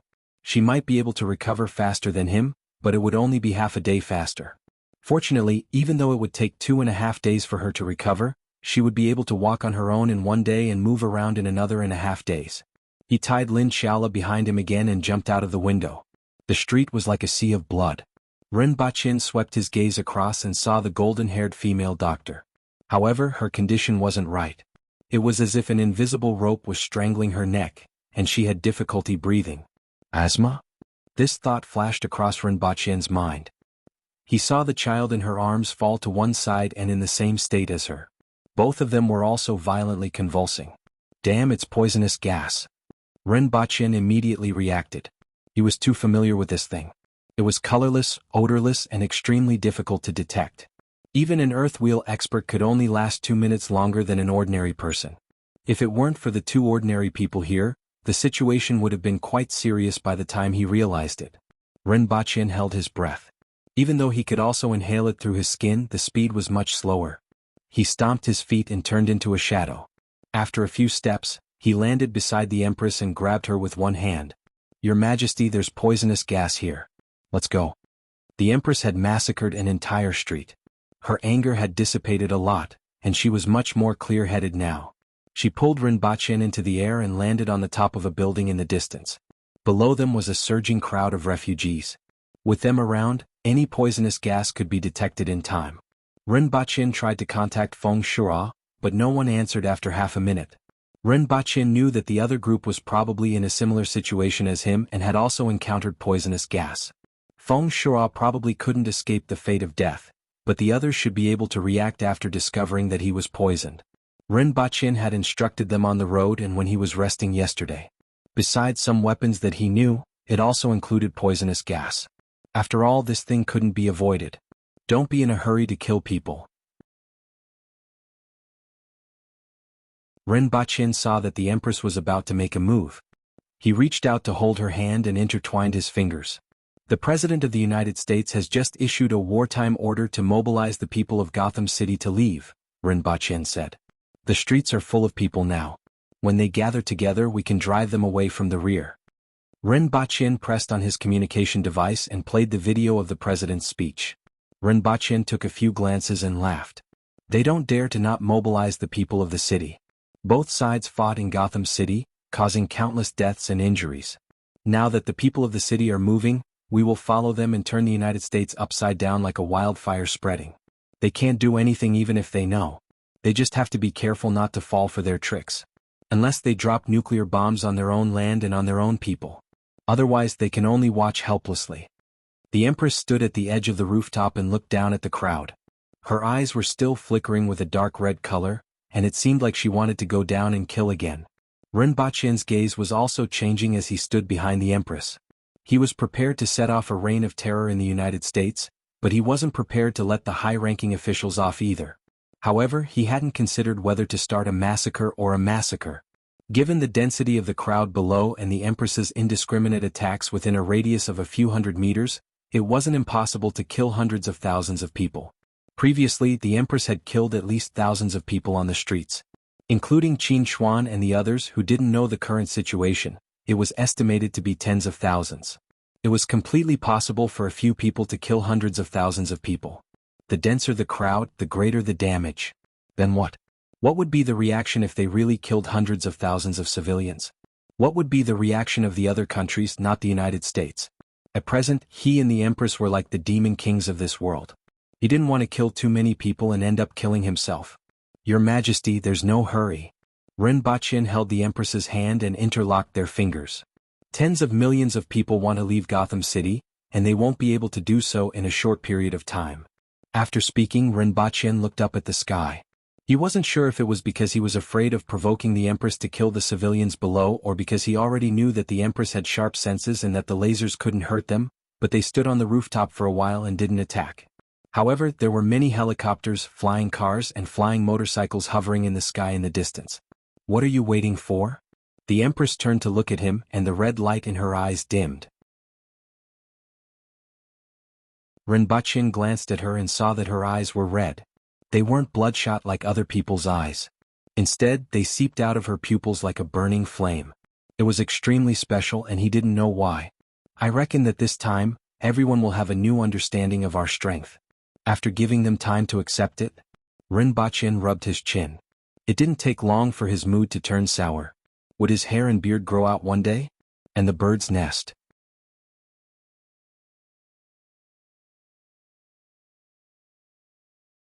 Chapter 11:27. At this time, many people were watching an image of a woman in red. With a single step, everyone within a radius of hundreds of meters exploded, and the chaotic street instantly turned into a sea of blood. The smell of blood passed through the screen and made many people feel uneasy. As Ren Baqin thought, the Empress's actions this time scared many people. Although she had previously destroyed an army in the Rising Sun City and destroyed countless buildings with her steps, she wasn't as unscrupulous as this time. She attacked indiscriminately. Under such an attack, any army would be powerless to resist. Even 100,000 elite soldiers would be destroyed in an instant in the face of such an enemy. The woman looked delicate and heroic. Her red clothes were like fresh blood, and she stood there looking fierce and awe-inspiring, making people shudder.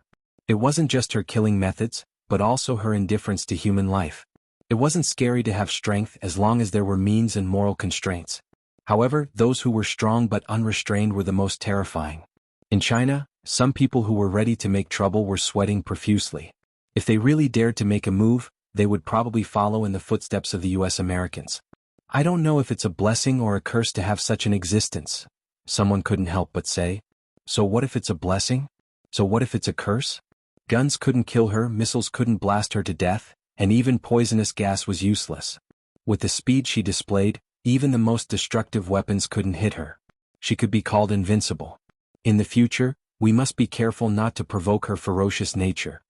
The effect of poison gas on the Empress was unknown, but it had a certain effect on Earth Wheel and Spirit Wheel experts.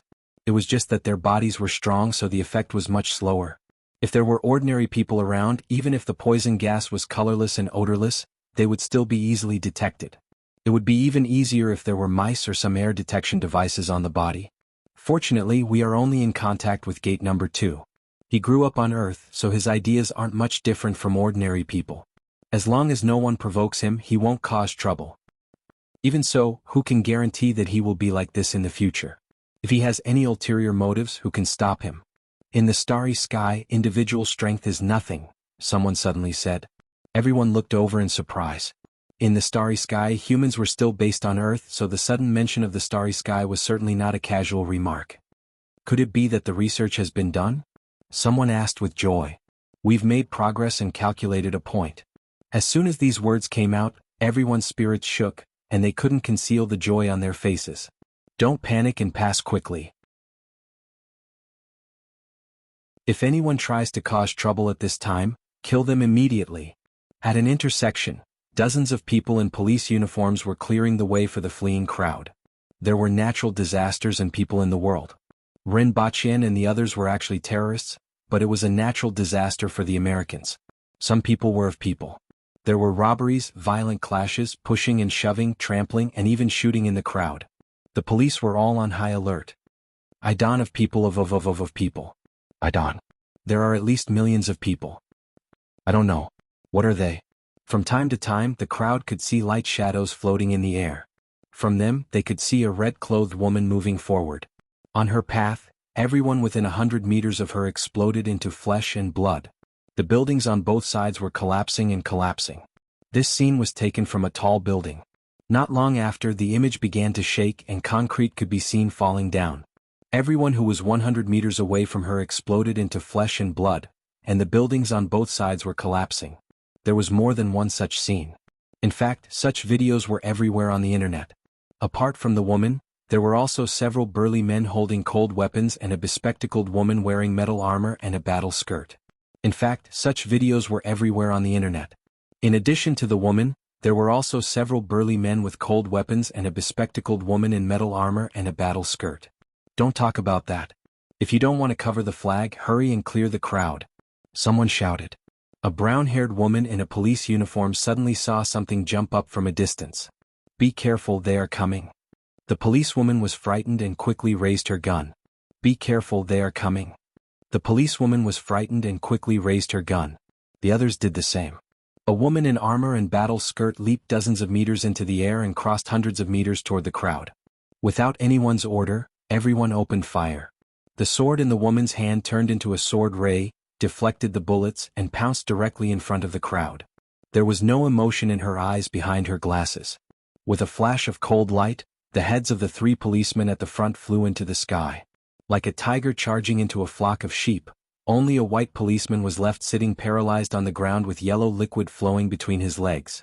He held the shotgun with both hands and pointed it at the other party, his hands trembling. Devil, devil, you are not a human, you are a devil. He cried as if he had a mental breakdown. Exenja looked at him coldly and slashed the sword in her hand. The crowd, which was already chaotic, became even more chaotic when she arrived. There were cries and screams everywhere.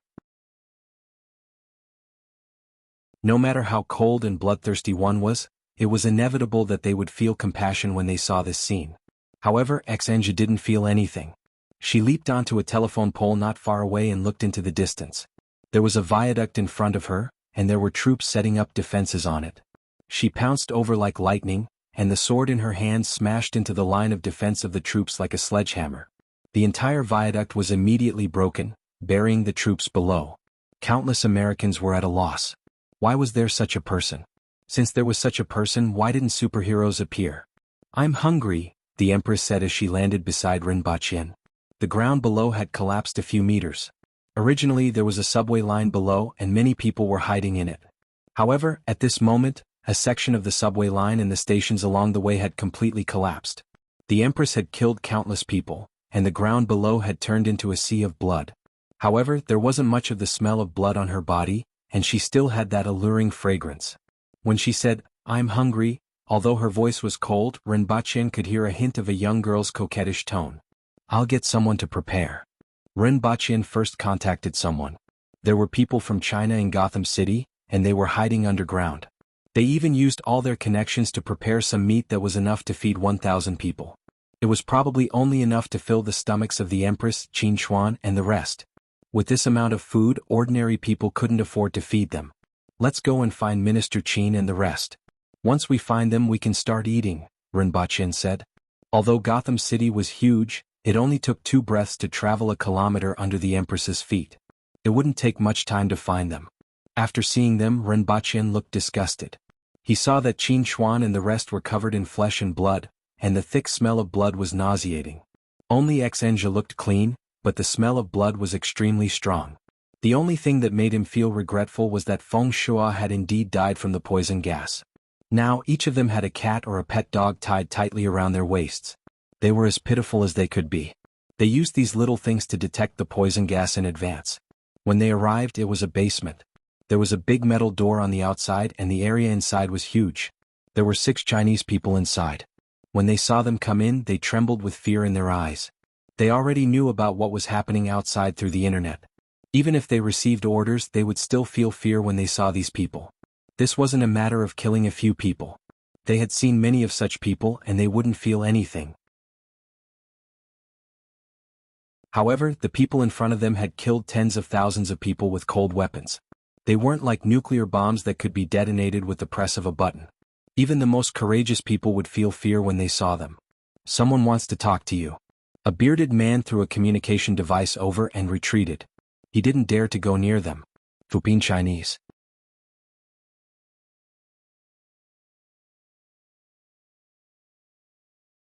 Chapter 11:28. Norman Board sat in the president's office with a pale face. After mobilizing the people of Gotham City to evacuate, he had been in the same position since he returned here. The biggest problem now was how to stop those people. If they couldn't be stopped, then they would find a way to negotiate. From the current situation, it was not impossible to negotiate. Although the goal was very tough, the United States was a country after all, and the other side had a precedent of negotiating with the Rising Sun City. It was just that the other side did not give them a chance to negotiate at all. They had to take the initiative to find this opportunity. Then what price would they have to pay? Thinking of this, Norman Board's face was bitter. He could be said to be the most incompetent president in the history of the United States. Even if this matter could be solved in the end, he would be finished. After a long silence, Norman Board sighed. Let's see what the consortium had to say first. He needed their support. He pressed a button on the table and a middle-aged man walked into the room in a moment. Before he spoke, the communicator lit up. Seeing the name displayed on it, Norman Board immediately connected. Mr. Mellon? Mr. President, do you have a solution for the current situation? The other end of the communicator was a middle-aged man in his 50s. In fact, he was 10 years older than he looked. It's difficult for our soldiers to defeat them. We've tried, but we've failed without exception. It's not that the military is incompetent, but that the other side is too powerful. You must know this. We need to find a way to negotiate with the other side first. Even if we have to pay a price, then we can find a chance to retaliate. I'm trying to get in touch with them now. Mr. President, you're very clear-headed. You know what to do. But have you thought about what kind of price to pay? The price must be high, but we should be able to afford it, right? In fact, I wanted to contact you a minute ago. I need your support, Norman Board said slowly. He must get the support of the other side and the other side must support him. Because this matter itself had the intentions of some consortia. Many people were very interested in the two people themselves, hoping to study ways to make people stronger from them. Yes, we support you, but we hope to show more sincerity with a smaller price. Mellon smiled. This is difficult. No, it's not that difficult. Mellon's smile and words made Norman Board have a bad feeling. This time, someone has to sacrifice something. In their hearts, you are their enemy, the main culprit. Perhaps Mr. Minister of Defense as well. Norman Board's eyes widened and his body trembled slightly. There was disbelief in his eyes. Aren't you afraid that I'll tell others? I won't agree, I'm just following your request. You will agree, you still have family, they will live well.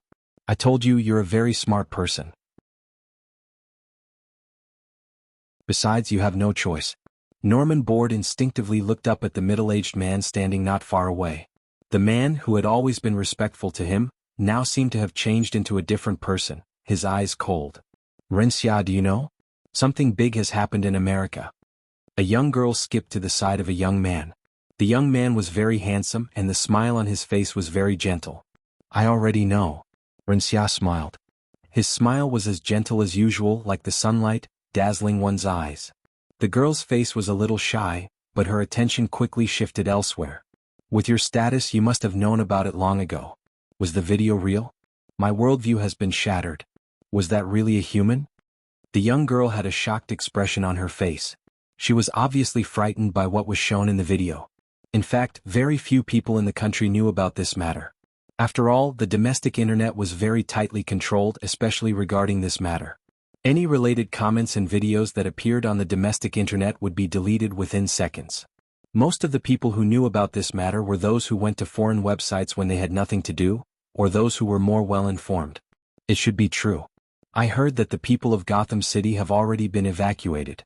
This information is correct, Wuxia said calmly. Of course he knew that it was true. He even recognized the most powerful one among them and saw his uncle in it. He understood why his uncle was a henpecked husband. It was the same for anyone else. However, his aunt was really terrifying. Even though he already knew that she was a spirit wheel expert who surpassed low-level experts, he didn't expect her to be so terrifying. What was even more terrifying was that his aunt's expression didn't change much after killing so many people. She didn't hesitate at all and treated human lives as if they were worthless. He knew about the plane explosion and heard that the Americans were behind it, but he didn't expect his uncle and auntie to be so terrifying in the face of the second most powerful country in the world. They faced the entire country alone, and they were so fearless that the other party couldn't do anything to them. He doubted whether he could look them in the eye in the future. He also had other doubts. Who were the other people? Why hadn't he seen them before? Where did these peerless experts come from? How many of them were there? What exactly were the identities of his uncle and aunt? They made such a big deal out of this matter. How would things develop? Are they Chinese? Do you know who they are? Which department are they from? Can our martial arts reach their level? Wuxia occasionally responded to the young girl's words while thinking about his own thoughts. He took the communication device, played with it for a while, and threw it aside.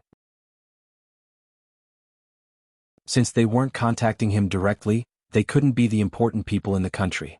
The most likely culprit was the Americans. The country didn't want to get involved at the moment, so they contacted him through this method. Even if it was someone from the country, they were the middlemen of the Americans. Since the important people in the country didn't contact him, it meant that the situation was still acceptable to them, and his operation could continue. After all, he was mainly here for revenge and to deter others. However, this didn't mean that he was ready to cut himself off from the world. It wasn't a big deal to fight with the Americans, but he still had to be cautious about the opinions of some people in the country. After all, the Empress wasn't invincible and he had a lot of needs on Earth. Like a banquet, the food was served in bowls and could be removed after 2 minutes. After eating a little, Rinpoche began to browse the internet. At this time the internet was in an uproar. The domestic internet was calm, but the foreign internet was like a typhoon passing through. Almost all of them were engulfed by what happened in the United States. There were all kinds of comments, including anger, doubt, sympathy, curiosity, and admiration. With such a powerful force, there were naturally people who yearned for it, but there were also people who labeled it as anti-human. The internet was in a foul mood. Fupin Chinese.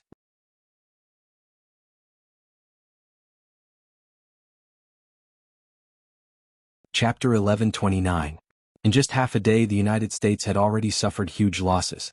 One had to know that the Empress had gone on a killing spree in Manhattan, where Wall Street and most of the world's top 500 companies were located. Almost everyone here was an elite from the Citibank and other industries. This was also the cornerstone of the country. It wasn't unacceptable to lose tens of thousands of people. However, the composition of the people made many people feel pain. Needless to say, the Empress's killing spree made many people afraid. The combat power she displayed could be said to be invincible. If she wanted someone's life, no one could stop her. In a situation where they couldn't defeat her, paying a certain price to make peace was the only option. However, Rinpoche didn't even bother with their contact requests. As a last resort, some people had to urgently negotiate with the higher-ups of China. That afternoon the casualties increased by tens of thousands. Now, the number of casualties had already exceeded 100,000. The number of casualties caused in just one day was enough to make the United States unable to recover for 10 years. Needless to say, the huge shock brought about by this incident had a similarly huge impact on the United States. That night, Rinpoche received a call from China. Mr. Rin. Yang Sun looked at the young man on the other end of the communication device with mixed feelings. It was hard to imagine that a few people could actually force such a powerful country to such a state. Even though he had been dealing with Rinpoche for many years and had a fairly deep understanding of him and number one, it was still hard to imagine. The President of the United States is dead. I haven't even gone to find trouble with him, but he's already dead. Don't tell me he died from fear. Rinpoche was stunned for a moment before laughing. Although not, it's almost the same. The president committed suicide, which can be said to be an apology with his death. Yang Sen sorted out his emotions. He knew that he couldn't escape. The power that you displayed is enough to prove that no matter where he is, he can't escape. Rinpoche was silent for a while. Things definitely weren't that simple. So, Rinpoche asked. Regarding the attack on you, the president and the defense minister issued the order. Although the defense minister is still alive, as long as you want, you can decide his life or death. This also includes those who have been through it. Deciding the life or death of a powerful country's defense minister was already unimaginable for ordinary people. It was even hard to accept that the head of the country and the head of the military could be abandoned at any time. But, as Yang Sen said, if Rinpoche and the Empress wanted to, they could kill anyone within a certain range. Is this an abandoned piece? I'm rather curious as to who talked to you. Rinpoche had some guesses. Although he didn't pay much attention to Earth in recent years, he still knew a little about the United States. When he went to that world, the United States was already the most powerful country in the world. Its internal form was not a secret. I only know that DuPont and Mellon Consortium are involved. I don't know anything else. Yang Sen hesitated for a moment. What role did they play in this incident? Rinpoche wondered. He wasn't sure what role these consortiums played in this incident. But he guessed that he might be playing some roles that weren't very good. City was the city of the consortium. Of course, it wasn't certain either. After all, no one knew that the Empress was so powerful before she revealed her incorruptibility. If the President of the United States wanted to deal with a few slightly stronger humans, he didn't need anyone else's opinion, especially since he had bombed their military base. However, he still felt that it was more likely that the consortium played a role in this. Do you think I would know about such a thing? Yang Sen asked. That's true. In any case, they want to talk peace. It can be said that you have forced a country to bow down to you. Even the president is dead, the minister of defense can be handed over, and the culprit has been punished. Not to mention the bloodshed in Gotham City. They will also make other compensations. Yang Sen didn't say it directly. His tone and demeanor were also discussing, but he still expressed some of the country's thoughts at this time. The culprit was already dead and revenge had been taken. The whole world had been blown up, so it was about time to stop. After all, it couldn't go on forever. The culprit isn't necessarily the one who will be punished. Rinpoche said faintly. What do you want? Yang Sen asked directly. I would like to know what benefits they gave you to contact me directly? Rinpoche asked. He wanted to know what role those consortiums played, but they definitely wouldn't admit it. The insider was probably the unlucky president who was already dead. The Minister of Defense didn't need to know the specific situation. Otherwise, he wouldn't have been handed over to Rinpoche alive. As for the rest, the country definitely received some benefits from the U.S.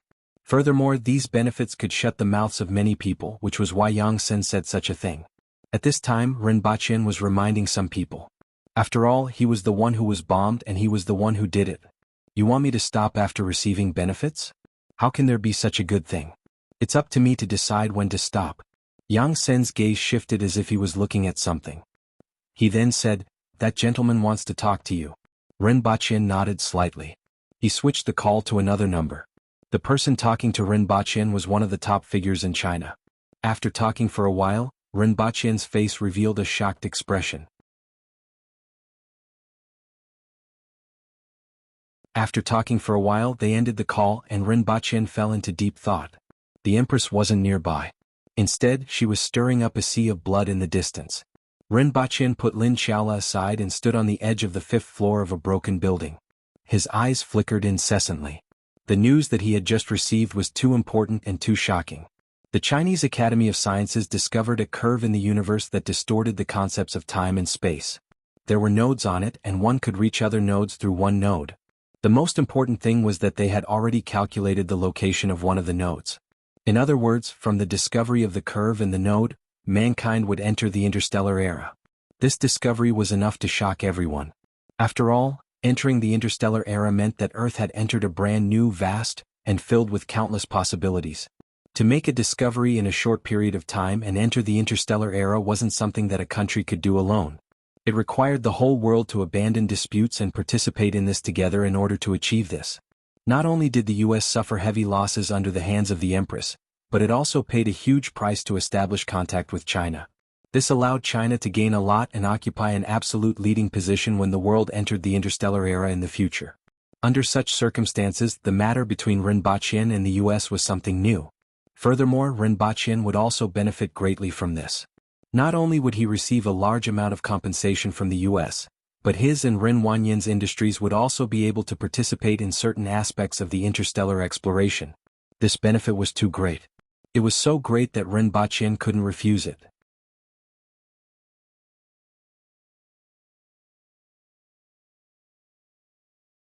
Chapter 1130. Father, why are you doing this? A young man rushed into the room and said angrily, "Are you questioning me, Charles?" The old man's voice was very calm, but it made the young man's forehead sweat. "No, I just don't understand."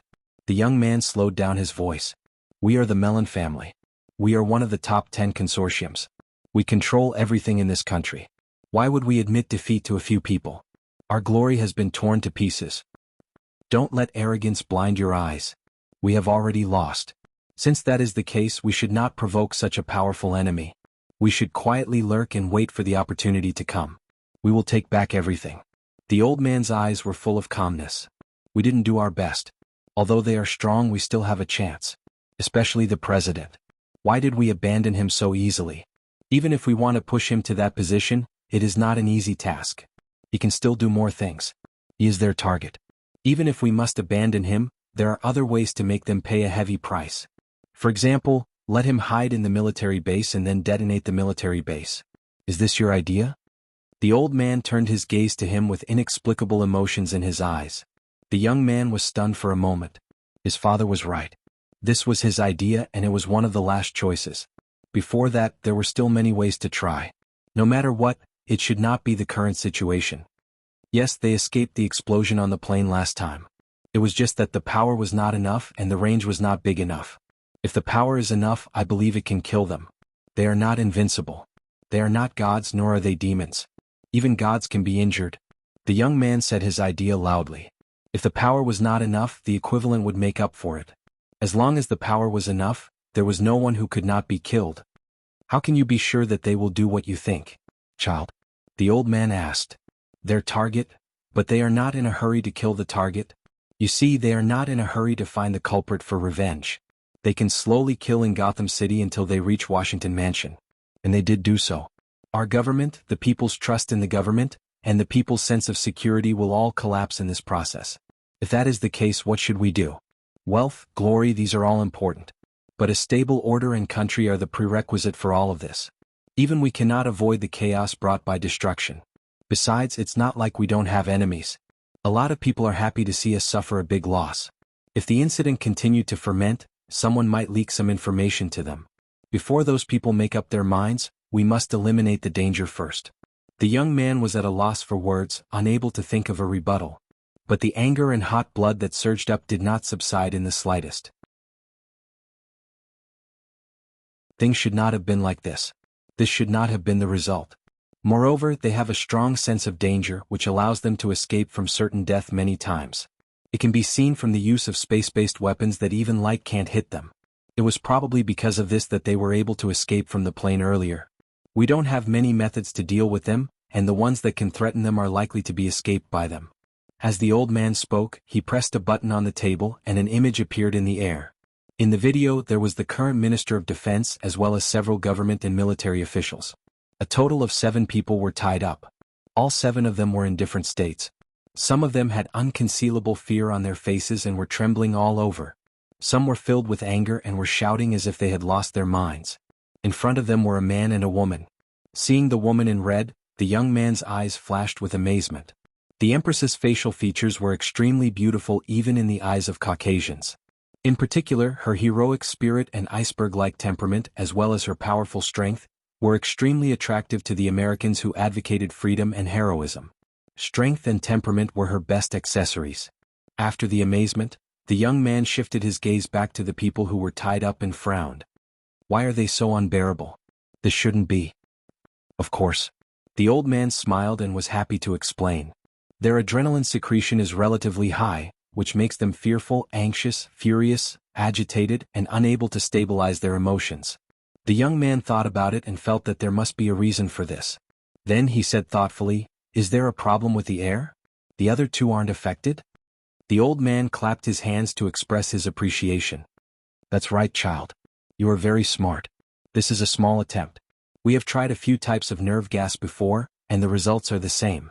This doesn't mean that they are immune to this kind of attack, but it is enough to show that their physique has a stronger resistance that is 10 times stronger than ordinary people. This allows them to have a higher tolerance for mistakes when they are faced with danger." Then the old man said in a deep voice, "Extraordinary speed, powerful strength, strong physical fitness, and an extremely strong sense of danger.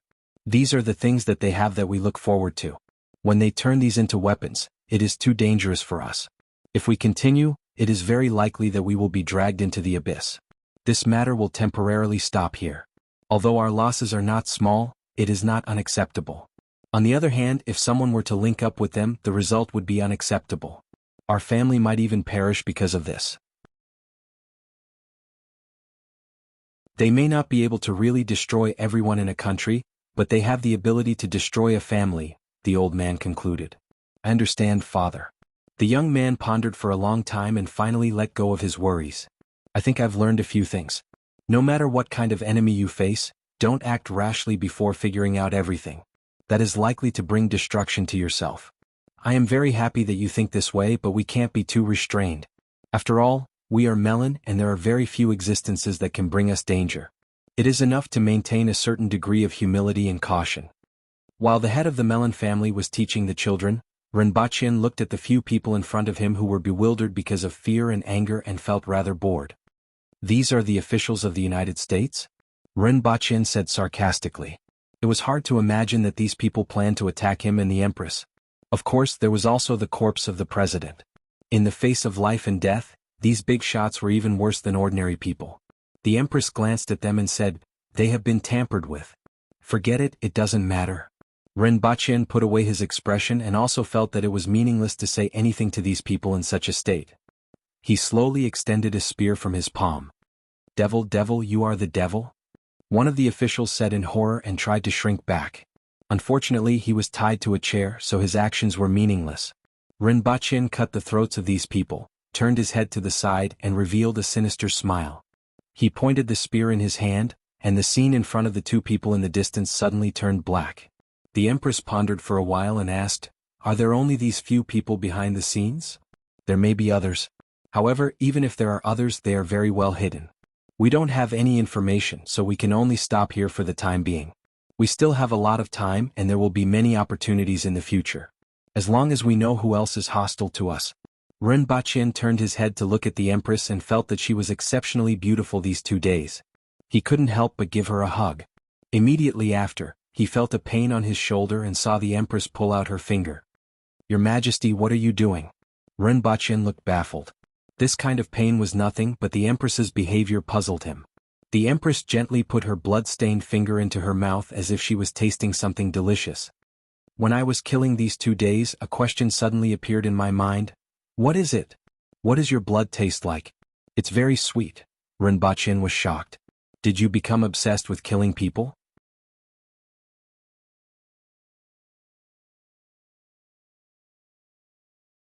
Chapter 1131. Useless.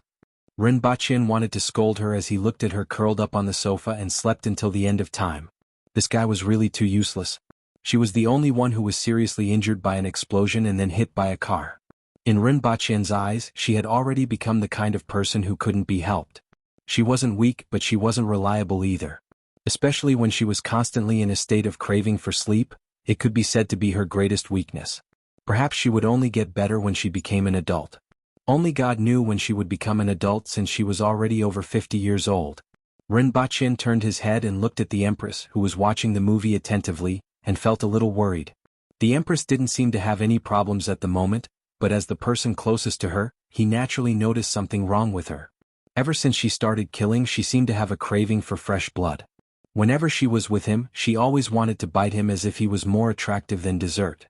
Just like what she once said, "His blood tastes sweet." Also, the way she looked at him reminded him of a song called Bloody Love Story. Furthermore, she had shown a preference for blood wine and blood cakes these 2 days. This wasn't a good sign. He didn't know if the killings had caused her to have some kind of bias or if it was a problem with her. Even the Empress herself wasn't sure. If this situation continued, Rinpoche suspected that he would become a tyrant empress. Although she had a tendency to be a tyrant before, a bloodthirsty tyrant was obviously more serious. No matter how he thought about it, she was like a supervillain in an anime. After thinking about it, he threw these messy thoughts aside and decided to observe the Empress's condition first. Hopefully she would gradually recover as time passed. "Your Highness, there's no more wine," Lian Liang shouted from a nearby room. Qin Chuan and the others were in that room and couldn't extricate themselves from the sea of wine. "Oh, I'll get someone to send it over," Rinpoche called out after he came back to his senses. "There's one more thing." Lian Liang hesitated. "Speak. Is there a girl?" Lian Liang laughed and explained, "It's boring with just a few of us. We need a few singers and someone to accompany us to drink." Rinpoche narrowed his eyes and glanced at them. All of them had thick eyebrows and big eyes, and none of them were good people. However, Qin Chuan and Tong Jinye had fought dozens of times at the top of a brothel. Both of them were experienced, and going to a brothel was like going home. The girls there were pleasant to the ear, beautiful and docile. But to say such words in front of the Empress, they were really not afraid of getting beaten up. "Forget it, I'll get someone to bring you there." Rinpoche rubbed his forehead and decided to get someone to bring them to the club. There was a pretty good clubhouse in Wuxia City. The ladies there were generally at the man-wheel level, had excellent looks, were highly educated or were skilled in other areas such as playing the piano. Although it was a clubhouse, the girls inside also relied on their own abilities to make a living. They sold their bodies, not their skills. They were different from the flirtatious sluts outside. After getting someone to take them away, the Empress acted as if she didn't see them and continued to immerse herself in the television series. He really wanted to say, "Ah, women." Regardless of which world it was or what identity it was, Rinpoche waited for a while before seeing Rinwanyan. Brother, sister-in-law. As one of the most famous tycoons in the world and the head of the most famous technology company, Rinwanyan obediently sat there, sweating profusely. It was too stressful to sit near the Empress. After knowing what happened in the United States, not many people could look the Empress in the eye. Upon seeing this, Rinpoche took him to another room for the afternoon, mainly to discuss the upcoming exploration of the universe. The higher-ups of China had great expectations for this exploration and were somewhat impatient. Rinpoche could understand this. Who didn't want to see humans leave Earth in their lifetime? Moreover, some of the new elements, minerals, and even new plants might be discovered. Perhaps any of these could allow Earth's technology to break through the current limitations in a short period of time and embark on a faster path. The Academy of Sciences calculated that the node was between Mars and Jupiter. Within 3 months, a United States spacecraft on Mars would be transferred to the node, and China would also send 2 intelligent robots and some equipment to the spacecraft. At the same time, with China taking the lead, most of the developed countries in the world would work together to build 3 brand new spacecraft that used the latest technologies from all countries to head to the node within a year. Rinpoche's reward for coming back from the United States this time was to allow Rinwanyan's company to participate in the exploration. The benefits of doing so were self-evident. Participating in the exploration would not only be able to receive information from the other side of the node, but also be able to obtain various technologies and experience during the construction of the spacecraft. Could be said to be a huge gain. In the future, if they really entered the interstellar era, the company could use this opportunity to expand their business to spaceship manufacturers. This was also what Rinpoche needed. Therefore, what Rinwanyan needed to do now was to recruit some aviation scientists and professionals. At the same time, Rinpoche was also prepared to send some people to participate. Sword masters from another world. After all, time was tight in that world and training talents and advancing technology couldn't be delayed. These sword masters were the most suitable. First of all, most of these sword masters didn't have many concerns. Second, they only moved in their own small circle and rarely interacted with outsiders. Moreover, the materials they needed could only be obtained from the other world and they couldn't get rid of themselves. Finally, their learning ability was heaven-defying. According to what that foreigner said last time, we should be able to get out after climbing over that mountain in front. That is the border of the 60,000 mountains. Su Gongso looked into the distance and saw a wall-like mountain range standing between heaven and earth, covering his entire field of vision. Li Fu looked into the distance and was silent for a moment with mixed feelings. He said faintly, "We are going out." We should be the first batch of humans to go out in thousands of years, right? Su Gongso laughed. As a top expert, it had been a long time since his blood had been so hot, and his mood hadn't been so upbeat. Don't forget that there was a group of people a few decades ago. Li Fu turned around and looked behind him. There were endless mountains and ferocious beasts everywhere. It was unknown how many people were buried here. They didn't go in this direction. Qi Ziding followed their tracks, but I don't know where they went or whether they got out in the end. Su Gongso then changed the topic to the outside world. The homeland of our ancestors, the land where humans have lived for countless years. I'm really looking forward to what it will be like. Moreover, we can go further after we get out. Here, I can already feel the shackles that have been restraining me stirring. Li Fu stood there for a long time. His eyes lit up, and an inexplicable feeling rose from his body. It was as if something had broken out of the ground and revealed a bud. It was as if something had changed in his body, and everyone around him had noticed it. Li Fu ordered, "We will set off after resting for half an hour. Everyone clean up all traces in the vicinity and don't let anyone know that we have been here. There are millions of humans behind us, so we can't be careless. Before we are ready, we must not let them discover us." Come. Wonderful book house.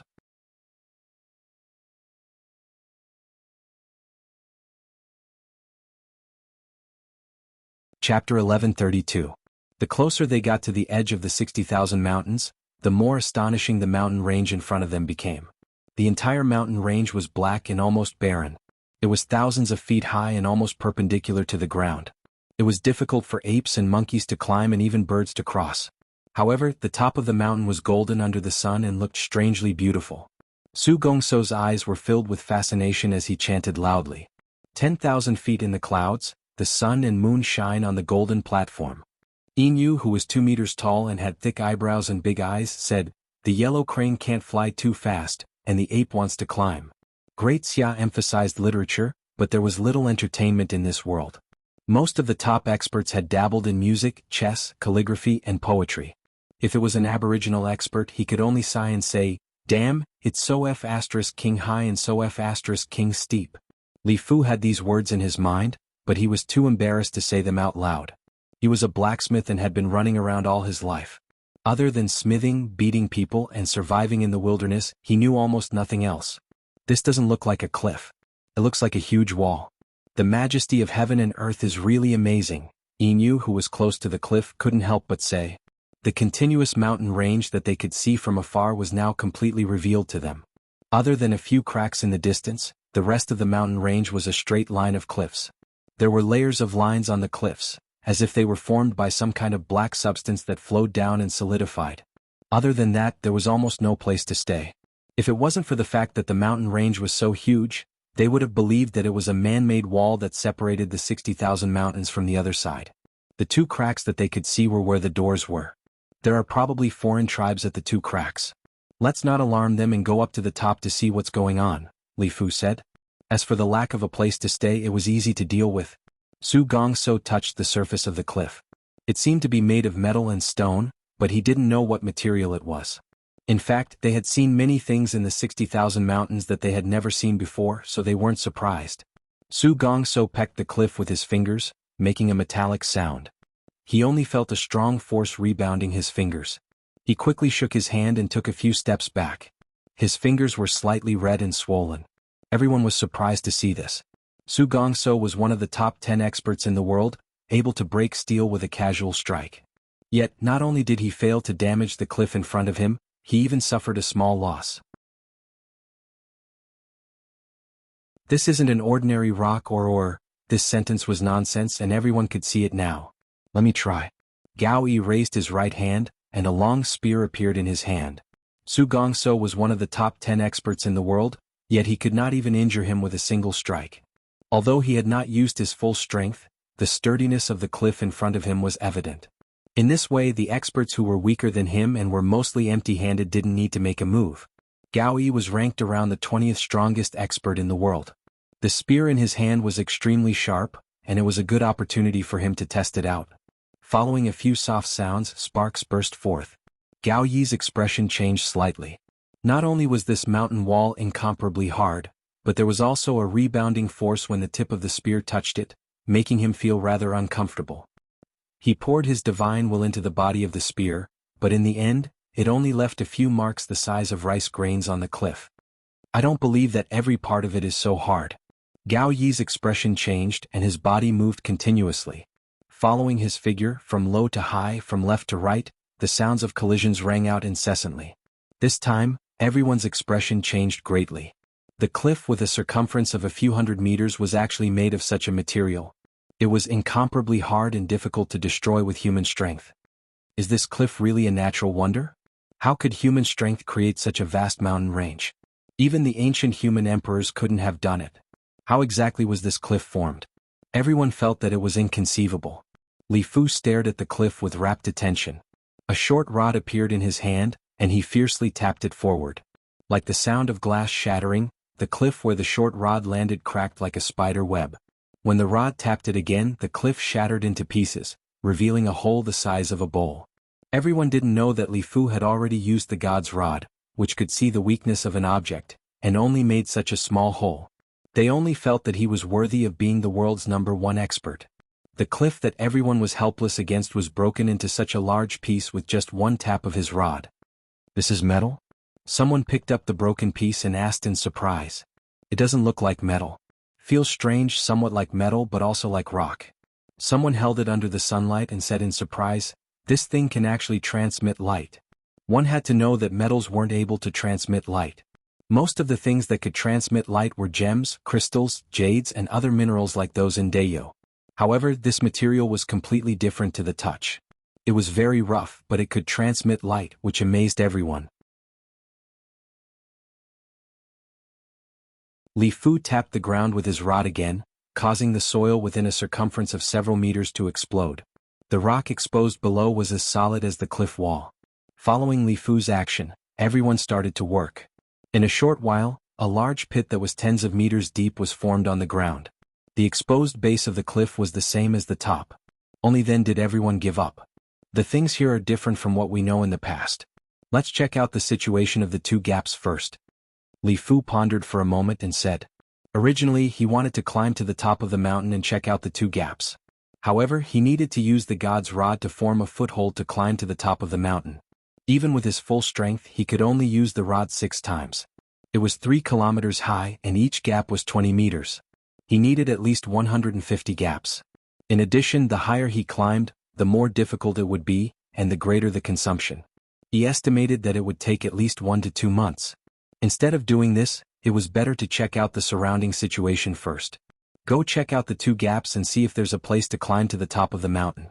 Be careful of the foreign races and don't get discovered, Li Fu ordered. In fact, when everyone came here, the situation of the cliff was almost the same as before. They couldn't see any place to climb to the top of the mountain, and they were just doing this while checking out the gaps. There were a total of 32 people present. After destroying the villages of the Thunder Barbarians and the 8-armed race, everyone was divided into 3 teams. One team was led by Qi Ziding and the other aboriginals to continue searching for the traces of the first emperor of Dayo and the ministers who had disappeared. The others were divided into 2 teams. One was to search for the scattered 8-armed race members, and the other was to find the exit. At the same time, if they encountered other foreign races and were discovered, they could use their superior strength to destroy the foreign race's village. One day later, everyone was within a radius of several kilometers of a gap. The roar of a monster could be heard in the distance. A moment later, everyone rushed over to investigate and found that it was a wild boar-like beast with scales and horns on its head. It was 7 meters tall and more than 12 meters long, standing there like a small hill. Even from a distance, they could feel the ferocity of the beast, which was at least at the level of a god. On the back of the beast, there were 3 hairy foreign races that looked like humans. There are indeed foreign races. No one was surprised. There were only 2 gaps within a radius of 500 kilometers. It would be strange if there were no foreign races. Be careful and observe from afar. Don't go near the east. That side is windy, and the beasts usually have a stronger sense of smell, an expert who looked like a child said. An expert who looked like a child said. His name was Golden Child, also known as Wealth Child. He was known for being rich, very rich, even richer than the royal family of the Great Xia dynasty.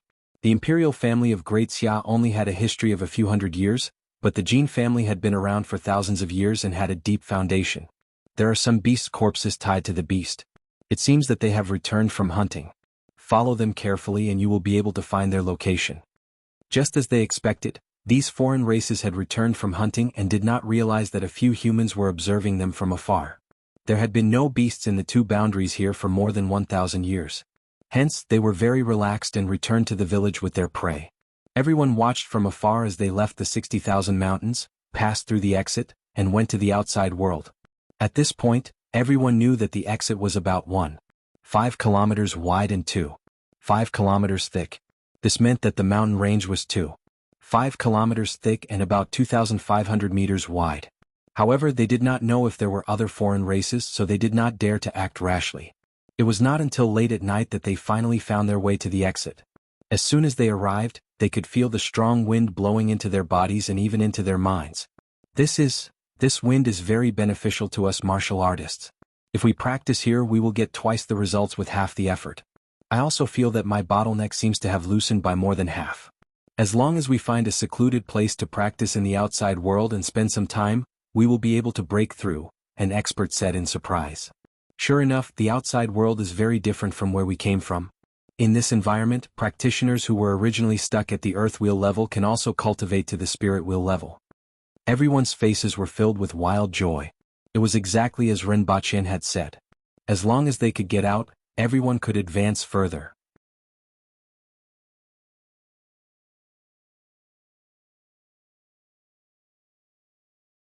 Chapter 1133. The moment they returned to the palace, Qin Chuan and the others, who had changed their equipment for the better, happily carried their new equipment back to the palace. Originally, their weapons were made of steel. At most, they added some spare metal to make them sharper than ordinary weapons. They relied more on their immense strength and acceleration to cut through steel. Therefore, their weapons were rather heavy. They were able to unleash greater power and were less likely to be destroyed in a collision. Now that they had gone to Earth, they had changed into equipment made of alloy. It was much better than their original equipment. It was much sharper and tougher. The only flaw was that it was much lighter and felt like a feather when used. However, even if they didn't use it, it would still be a good family heirloom. Xanjia threw Lin Xiaola back to Qingxin Palace Hall to recuperate and the two of them went to bed. The next morning, Rinpoche was woken up by a bite. He was bitten until he was dripping with blood. He wasn't sure if it could be considered a morning bite. In terms of time, it could be counted as a morning bite. The Empress bit open Rinpoche's shoulder. Then she gently licked his shoulder with her tongue and licked the blood clean. Her gaze was somewhat blurred. It was as if she wasn't licking blood but sucking some white powder. Rinpoche looked at the blurred gaze of the Empress and the blood stain at the corner of her mouth. That kind of evil temptation made him unable to resist biting her lips. It was very soft like jelly. However, no matter how hard he bit, he couldn't leave a mark. Instead, he was bitten by the Empress. Rinpoche caressed the Empress's body and used all his strength to hold it. In the end, the official business turned into a hand-to-hand fight in broad daylight. This was war. In just 6 hours, Rinpoche, who was reckless and dared to challenge the king, had no choice but to receive treatment from the doctor. After that, Dr. Shi simply waited outside the two's palace and had to treat Rinpoche every 2 to 4 hours. The war that could have ended in 7 days became half a month. 7 days later, Rinpoche returned to Earth riddled with wounds. The two of them destroyed more than 20 floors of a building. The rooms on the lower 3 floors were divided into multiple floors. Each floor was 60 centimeters thick. This was to reduce the damage caused when the two of them occasionally returned. Dividing a room into multiple floors was more practical and earthquake-resistant than filling the entire room with concrete. However, this was to no avail.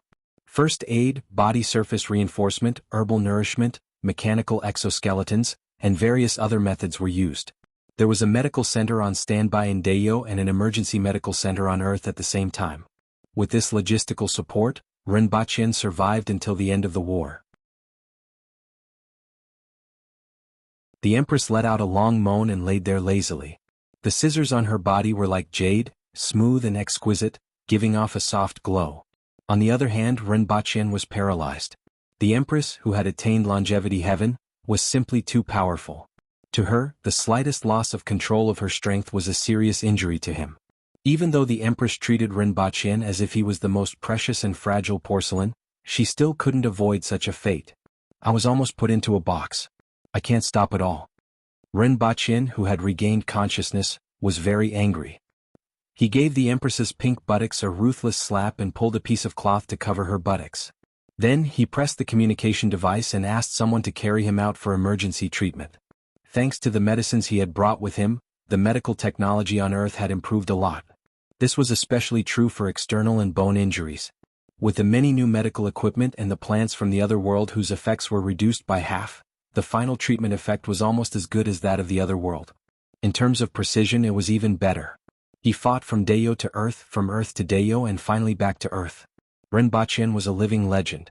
In the eyes of many people, he was. The group of women between the ages of 20 and 50 looked at Renbaqian with indescribable gazes. This was the first time they had seen someone with such fighting strength. What was even more tenacious was his will to fight. In fact, most people in the medical center felt that these two people were weirdos. Those who didn't know better would think that they were fighting to the death. In fact, the outcome was similar. First, Renbaqian's exoskeleton was removed, followed by the enhanced cushioning protection on the surface of his body. Then he treated the comminuted fractures in his legs and hip bone, the fractured spine, and the moderately injured Xiaobaqian.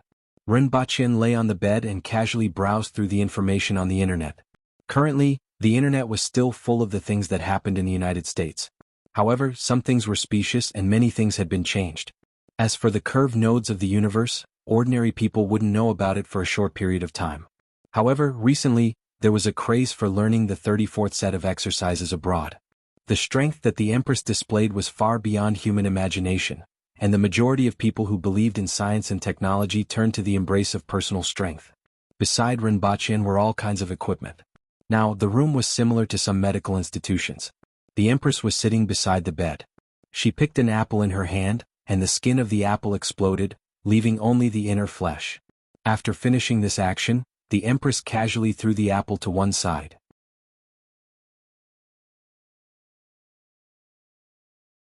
There was already a pile of peeled apples there, and someone would come in every corner to take the peeled apples away. There was still a ton of unpeeled apples outside. There were also 10 carts of apples that had just been transported to the building. In theory, there seemed to be nothing wrong with peeling fruits for a seriously injured lover. However, in fact, the Empress was only satisfying a little bit of her inner imagination. In short, it was self-satisfaction. Perhaps it also had the effect of training one's own control of strength. In any case, Renbaqian guessed that the Empress didn't say anything.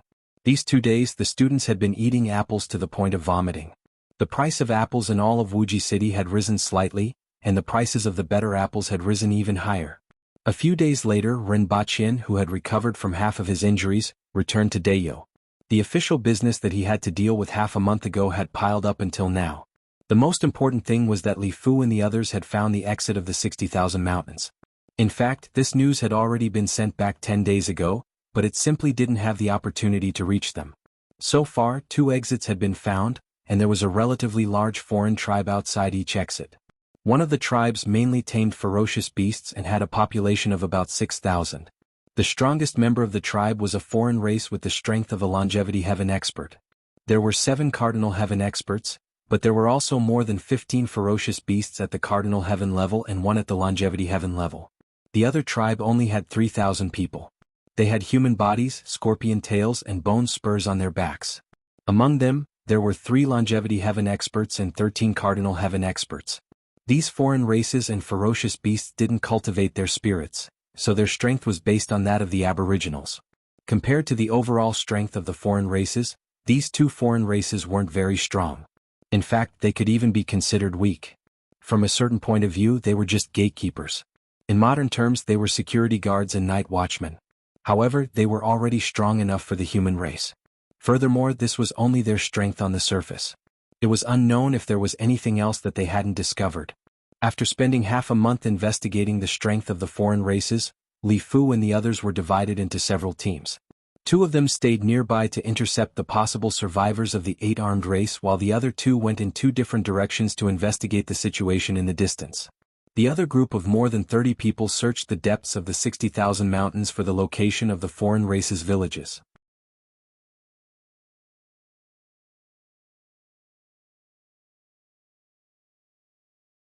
Chapter 1134.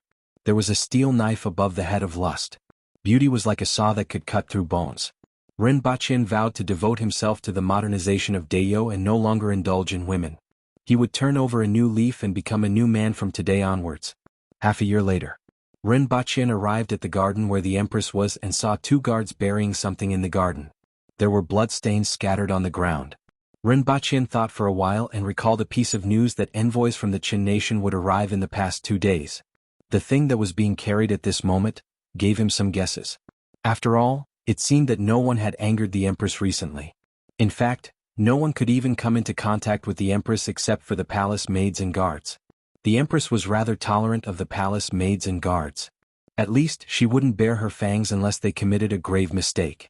The identity of the corpse that was being buried was obvious. He raised his head and asked, "Your Majesty, is it another envoy from the Qin nation? What's the reason this time? He looks too frivolous. That flower and that first-grade fantasy color." The empress instructed the palace maids to dig up her favorite flowers and transplant them over. Rinpoche sighed slightly. The previous time he was too ugly. The previous time he was too short. This time he was too frivolous. It seemed like the empress was counting on the corpse of the Qin nation's envoy to fertilize her garden. After the news spread, the imperial court of the Qin nation would send a few unlucky fellows over after half a year. What was the reason for the empress's next visit? His voice wasn't pleasant to hear? He hooked 3 fingers under the empress's chin and was immediately bitten. The empress immediately bit his middle finger and sucked the blood that flowed out. After a while, she let go with a blurry look in her eyes. The empress had been addicted to this sweet and delicious snack for the past 6 months. Rinpoche would often be bitten awake. However, the empress wouldn't drink more than 10 milliliters each time. With Rinpoche's physique, he could replenish it with one meal without any pressure. The previous massacre had activated a strange attribute in the empress's body. It was unknown whether it was because of their dual cultivation, but the empress especially liked Rinpoche's blood to the point of being addicted to it. As for the others, the empress preferred to see the sight and sound of blood spurting out of their bodies rather than eating them. After a while, the empress's serious days subsided. Then she spoke about a problem that had been on her mind recently. Recently, there are more and more things that I have to deal with. I have to spend a lot of time and energy to deal with them. This has seriously slowed down the pace of my cultivation. Why don't you become the Prince Regent and control the entire court? This way, I can also devote more energy to cultivation. Rinpoche sneered. Should I put more energy into watching dramas? Prince Regent? Are you going to spend the rest of your life alone and not see me for 10 days or half a month? Whoever wants to do it can do it, but I won't do it. Below only one, above tens of thousands. Who knows how many people are fighting for this position? Looking at the history of the past few thousand years, it was unknown how many powerful ministers had used all sorts of methods in order to obtain this position, but how many of them had a good ending? You are personally appointed by me and your status and knowledge are recognized by the court officials. The empress continued to look at him expectantly. Rinpoche replied with a single word. Not far away, Qing Yuan, Hong Luan, and the imperial guards all had strange looks on their faces. If this conversation were to spread, it would become a strange story. The empress lay there lazily, squinted her eyes, and didn't look at him to express her current mood. The third exit has been discovered. It's 200 meters deep into the coast, and that's where the wall ends. There is a type of amphibious foreign race there, and their strength is similar to the 2 foreign tribes that were discovered previously. However, because they are in the sea, they can exert more strength. Li Fu opened up a heaven ascension ladder on the wall. It allowed people to climb over the wall and allow others to pass through using ropes. Outside the wall is a dry plain with large traces of destruction. It seems to have been caused by the war back then. After thousands of years, it still retains its original appearance and almost no grass grows. As for the 2 tribes, they were guarding there, completely feasting on the ferocious beasts within the walls. In addition, they also discovered a caravan coming to that tribe in the past 6 months, which means that the 2 tribes are in regular contact with the outside world. It is best to keep them and smuggle them over. Otherwise they will be exposed the next time the caravan comes. Rinpoche smiled and added, of course, it's not possible to destroy the 2 tribes in a short period of time. These 2 tribes are already very strong for us. The empress nodded slightly and said thoughtfully, this is good news. There are no foreign tribes in that dry plain and we have more space to move around. I should go there to take a look. Rinpoche was silent for a while, then nodded and said, yes. It's easier to improve your strength there than here. There is a component in the air that is very beneficial for improving strength, and I named it vitality. You can improve at the fastest speed there. In the face of the future crisis of the foreign races, the Empress had to go there and improve her strength to the highest level. There were many experts at the longevity heaven level in the two guarding tribes, and one could imagine the strength of the foreign races. Longevity heaven was nothing to the foreign races. The current human race was too weak compared to the foreign races. Are you coming with me? The Empress looked at Renbaqian. How is that possible? Renbaqian smiled bitterly. I can't leave this place. If we want to improve our technology as soon as possible, I have to be here.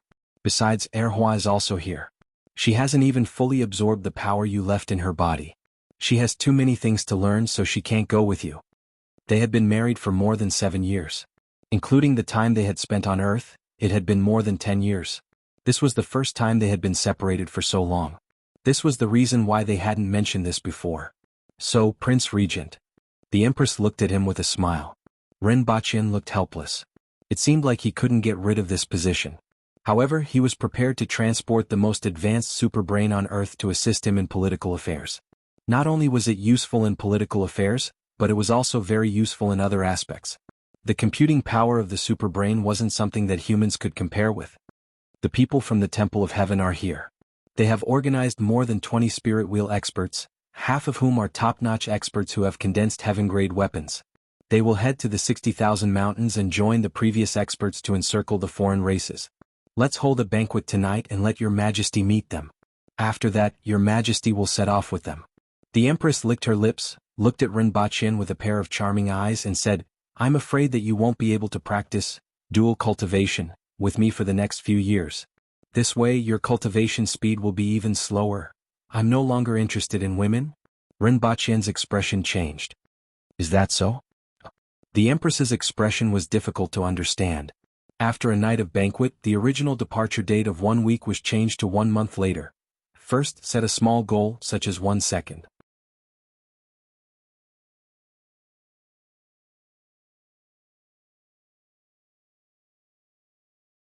Chapter 1135. Other people were happy for a month, but it was half a month of happiness for this novel. It was completely different from other flirtatious novels. Half a month later, Renbaqian was pushed to court in a wheelchair. Although there weren't any injuries on his body, being pushed to court was enough to make people look at him in a different light. At the same time, they expressed their sympathy. Being in love with the Empress was indeed something that everyone envied. However, it was also very dangerous. There were gains and losses, unless Renbaqian could keep up with the Empress's pace.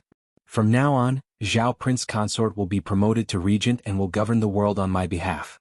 The words of the Prince Regent represent my words, and the actions of the Prince Regent represent my orders. The first thing the Empress revealed was an earth-shattering piece of news. However, most of the officials weren't surprised. Only a few of the lower-ranking officials were shocked. The news that the Empress was going to the 60,000 mountains wasn't hidden from everyone. It was briefly mentioned at a banquet a few days ago. Your Majesty, what is the scale of this trip? Who will be accompanying me? Shi Qing was the first to speak. Everything will be simple. Deploy 500 winged cavalry warriors to accompany me.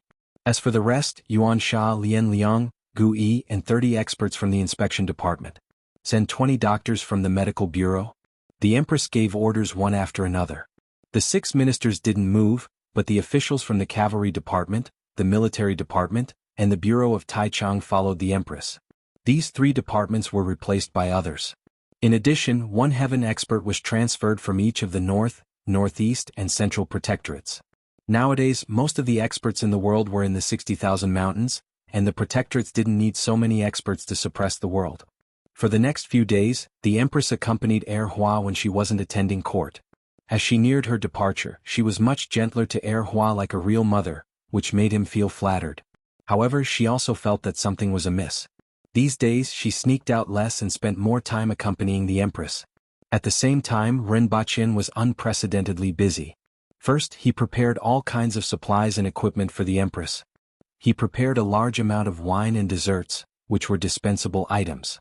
He had prepared 2 sets of the newest air projection devices that he had seen in the fog capital. One of these devices could change the scenery of a space of 100 meters in length and width at most, and it couldn't be moved, so it was useful for hiding one's tracks. Of course, it could only be used to deceive one's vision. It had no effect on creatures that relied on smell and hearing as their main senses. However, if the distance was far, the effect would be great. For example, some ferocious beasts that could fly could easily discover people in the air, and after using this device, they would be able to hide their tracks extremely well. Hundreds of large alloy shovels were suitable for digging holes in the wilderness to conceal one's whereabouts. At the same time, the roaring emperor would also follow the empress.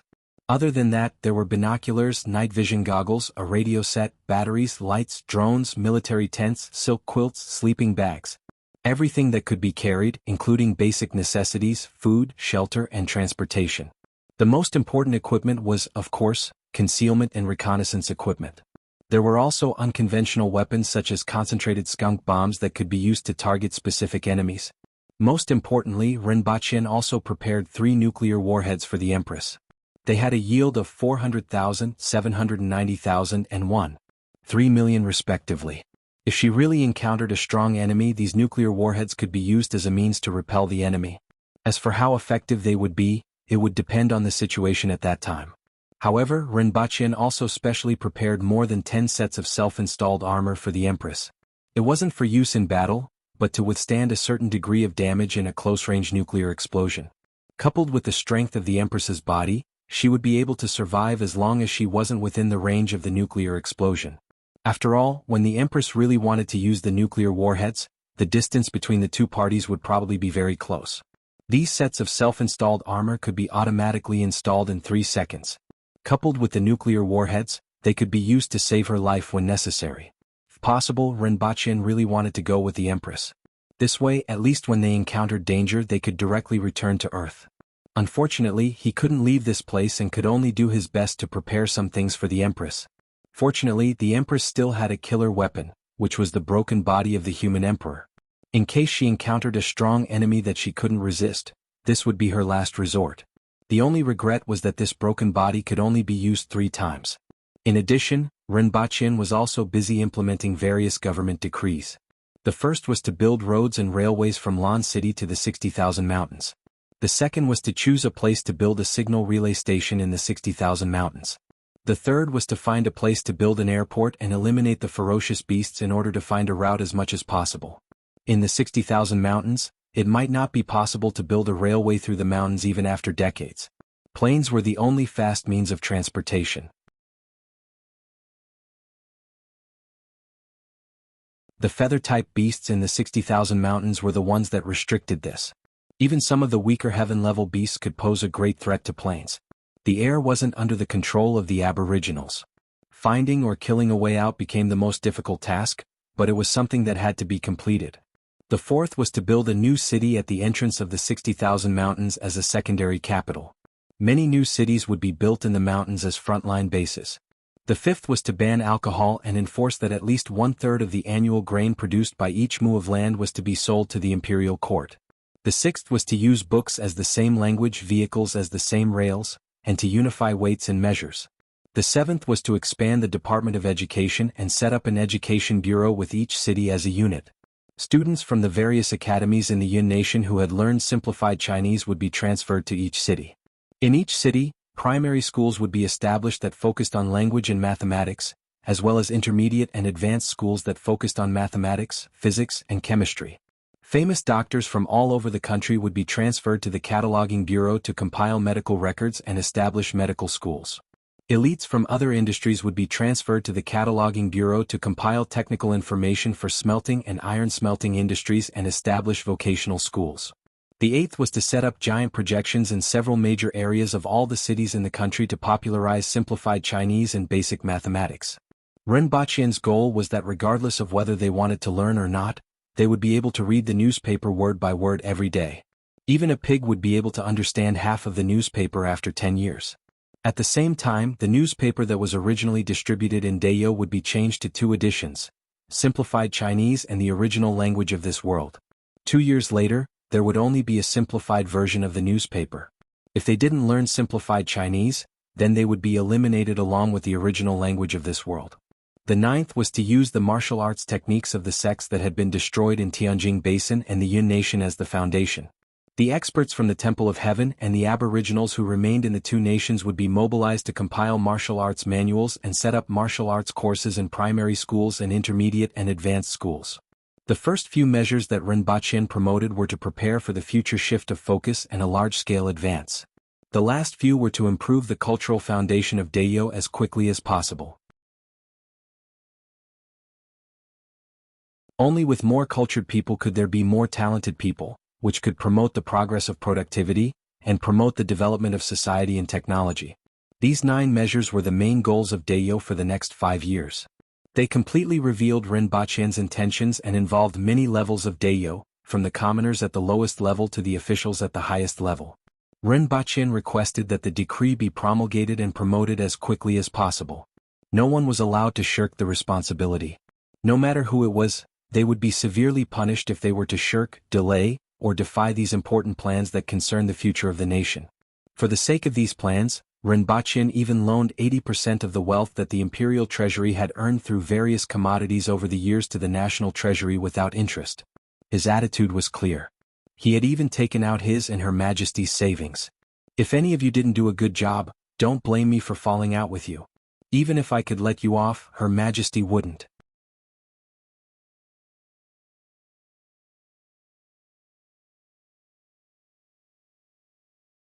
Chapter 1136. Time passed in a flash. Early in the morning the gates of the palace opened, and Rinpoche and the Empress rode on Chishue's back. Hugging the body in her arms, the Empress relaxed her muscles and lay in his arms. "Let's go out of the city," the Empress said lazily to the people waiting outside. "Let's go out of the city first. It will be troublesome if there are too many people." In fact, the capital wasn't as congested as Lan City in the past. 10 lanes in both directions would be enough for a few decades. Moreover, the current traffic situation could be said to be empty. It was just that the Empress didn't want to go. It would take several years to go back and forth, and they wouldn't see each other again for another 10 to 20 years. "Your Majesty, you are the Emperor. If you meet an enemy, don't attack easily. A king should fight a king and a general should fight a general. Let them attack ordinary enemies," Rinpoche said as he hugged the Empress. Most of the time, the Empress wouldn't attack easily, but when she was angry she didn't care about anything else. "So long-winded," the Empress said softly. "As for the map found in the Emperor's tomb, I made a copy for you. Pay attention when you have the chance. You don't have to look for it, but if you meet it, you might as well investigate its secrets. If you have the chance, capture some of the foreign races, preferably alive. I always feel that those foreign races are strange and I can't figure out why there are so many of them. Even if there aren't 10,000 of them, there are at least thousands of them. No matter how big that area is, there shouldn't be thousands of intelligent life forms under normal circumstances. It seems that all creatures have become intelligent in a short period of time, which is a little strange." Rinpoche said what he had been thinking about. "What's wrong?" the Empress asked. "I just feel that it's strange that there are so many races, but my feeling isn't accurate. Your Majesty, pay more attention when you have the opportunity and can make a judgment with more information." "Well, okay. Also, if you meet the Thunder Barbarians again, it's best to capture more of them alive. There is a component in their bodies that can greatly reduce electrical resistance and is resistant to high temperatures. It can be added to metals. With enough of it, the electrical resistance can be reduced to half under the same conditions," Rinpoche said. "This was recently discovered in the laboratory from the Thunder Barbarian captives. The electrical resistance of the Thunder Barbarians was extremely low, far lower than that of ordinary creatures. It was probably related to their ability to control lightning. In any case, this characteristic of the Thunder Barbarians was very important. Not only could it greatly reduce the electrical resistance of materials, but it was also cheap and not difficult to obtain. If possible, it would be best to domesticate this race. Got it? That's all?" The Empress listened from the palace all the way until they were out of the city. She was a little impatient and looked up at him. "What do you want to hear?" "I'll tell you." Rinpoche smiled. "After I'm gone you have to be a woman? Say more." The Water Empress said with a smile. Rinpoche was dumbstruck. The Water Empress laughed, raised her eyebrows and threatened, "I will send someone to keep an eye on you. If I hear anything after I return, I will skin you alive." "Your Majesty, you'd better skin Minister Qin alive first," Rinpoche muttered. "That guy loved to drag him to the brothel. In any case, remember." The Empress sat up, landed in front of the ministers and exhorted them. She hugged Hua again. When she saw him again, she probably wouldn't be able to hug him like this. Rinpoche jumped down and gave some instructions to the people of the Temple of Heaven. Zhong Shang, the chief of the Temple of Heaven, personally led the team to fight against the foreign races and walk out of the 60,000 mountains. He had to participate no matter what. The establishment of the Temple of Heaven was related to this, but it had been dominated by the foreign races for thousands of years. Whether it was to atone for his sins or for the ideals of generations of experts in the temple, Zhong Shang felt that he was duty-bound. After another 2 hours, the empress came to Rinpoche, hugged his neck in front of everyone and bit his lips. In the eyes of others it was a kiss, but Rinpoche knew that it was a real bite. Blood flowed out and was licked into her mouth. After a while, the empress let go of his arms and said softly, "Let's go." "Be careful," Rinpoche said. "If I can get away, I will go and take a look." "Okay." The empress nodded in agreement. She knew very well that it would take a long time. The empress didn't waste any more time. She turned around and waved her arm forward. "Let's go." Seeing that the team had started to move forward, she touched Hua's hair, kissed Rinpoche's lips, and licked the wound on his lower lip. She then jumped onto Chishue's back and left without looking back. After going far away, she waved her hand again, indicating that everyone should go back. Rinpoche only turned around when the empress's figure disappeared from his sight, feeling a little lonely. It would be a long time before they could meet again. "Zhao Prince Consort, if you are lonely, I will treat you to a drink tonight." Qin Xuan patted him on the shoulder and winked. Rinpoche sighed faintly and said, "I still need to have some integrity. Let's wait for some time." "Father, will the queen take a long time to return?" Hua tugged at Rinpoche's sleeve and asked. "Yes, a long time." Rinpoche touched her head. Hua immediately beamed with joy. Before the queen returned, she would be able to receive less beatings.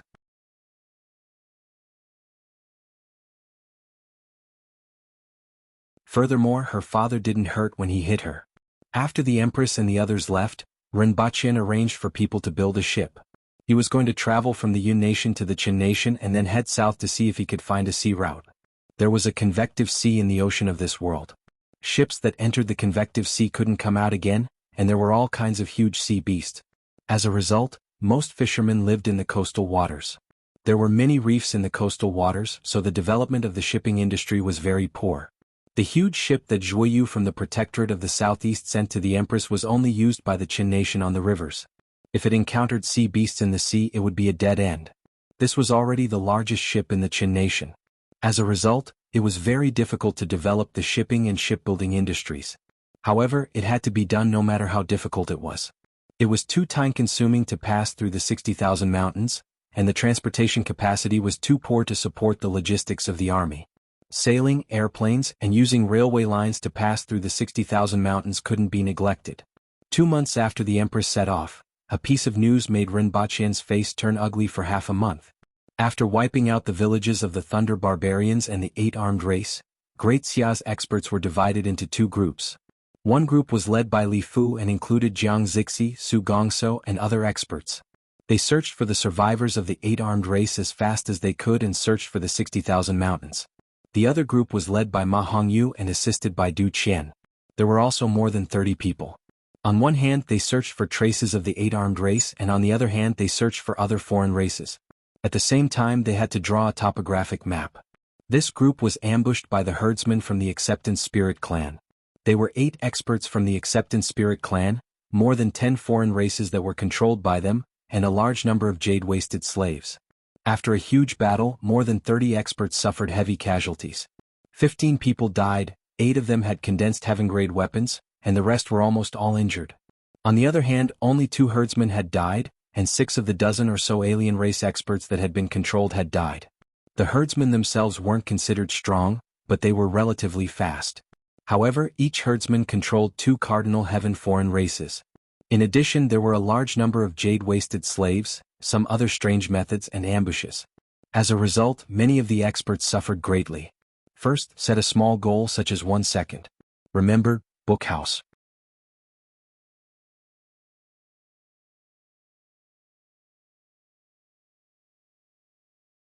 Chapter 1137. I got it. I'll get rid of them all.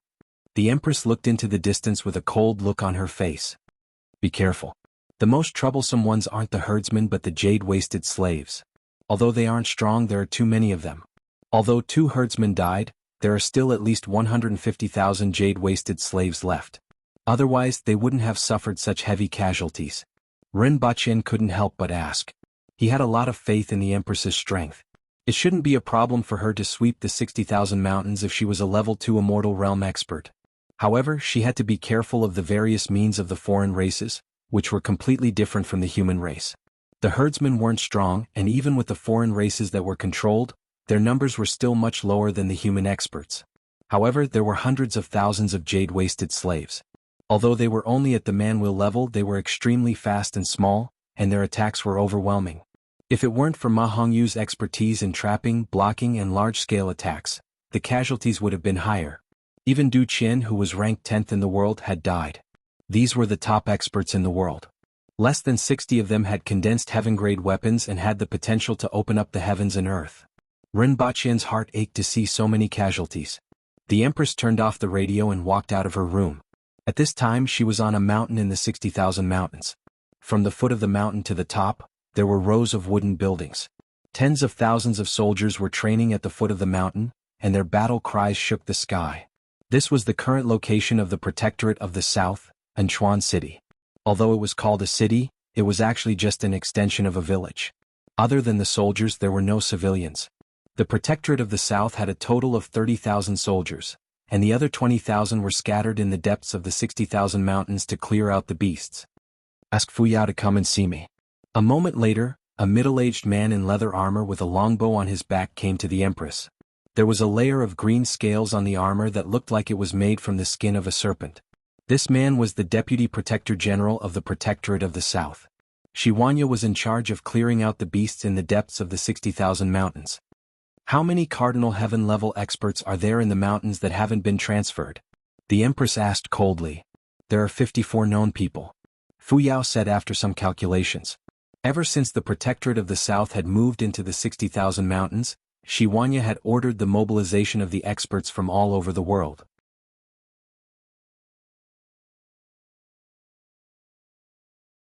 Currently, there were 26 Cardinal Heaven Realm warriors under Qi Ziding and 11 in the Protectorate of the South. In the known villages, there were still 54 experts scattered all over the place who had not been summoned. There are still so many people? Has the conscription order been sent out? The Empress snorted. Yes.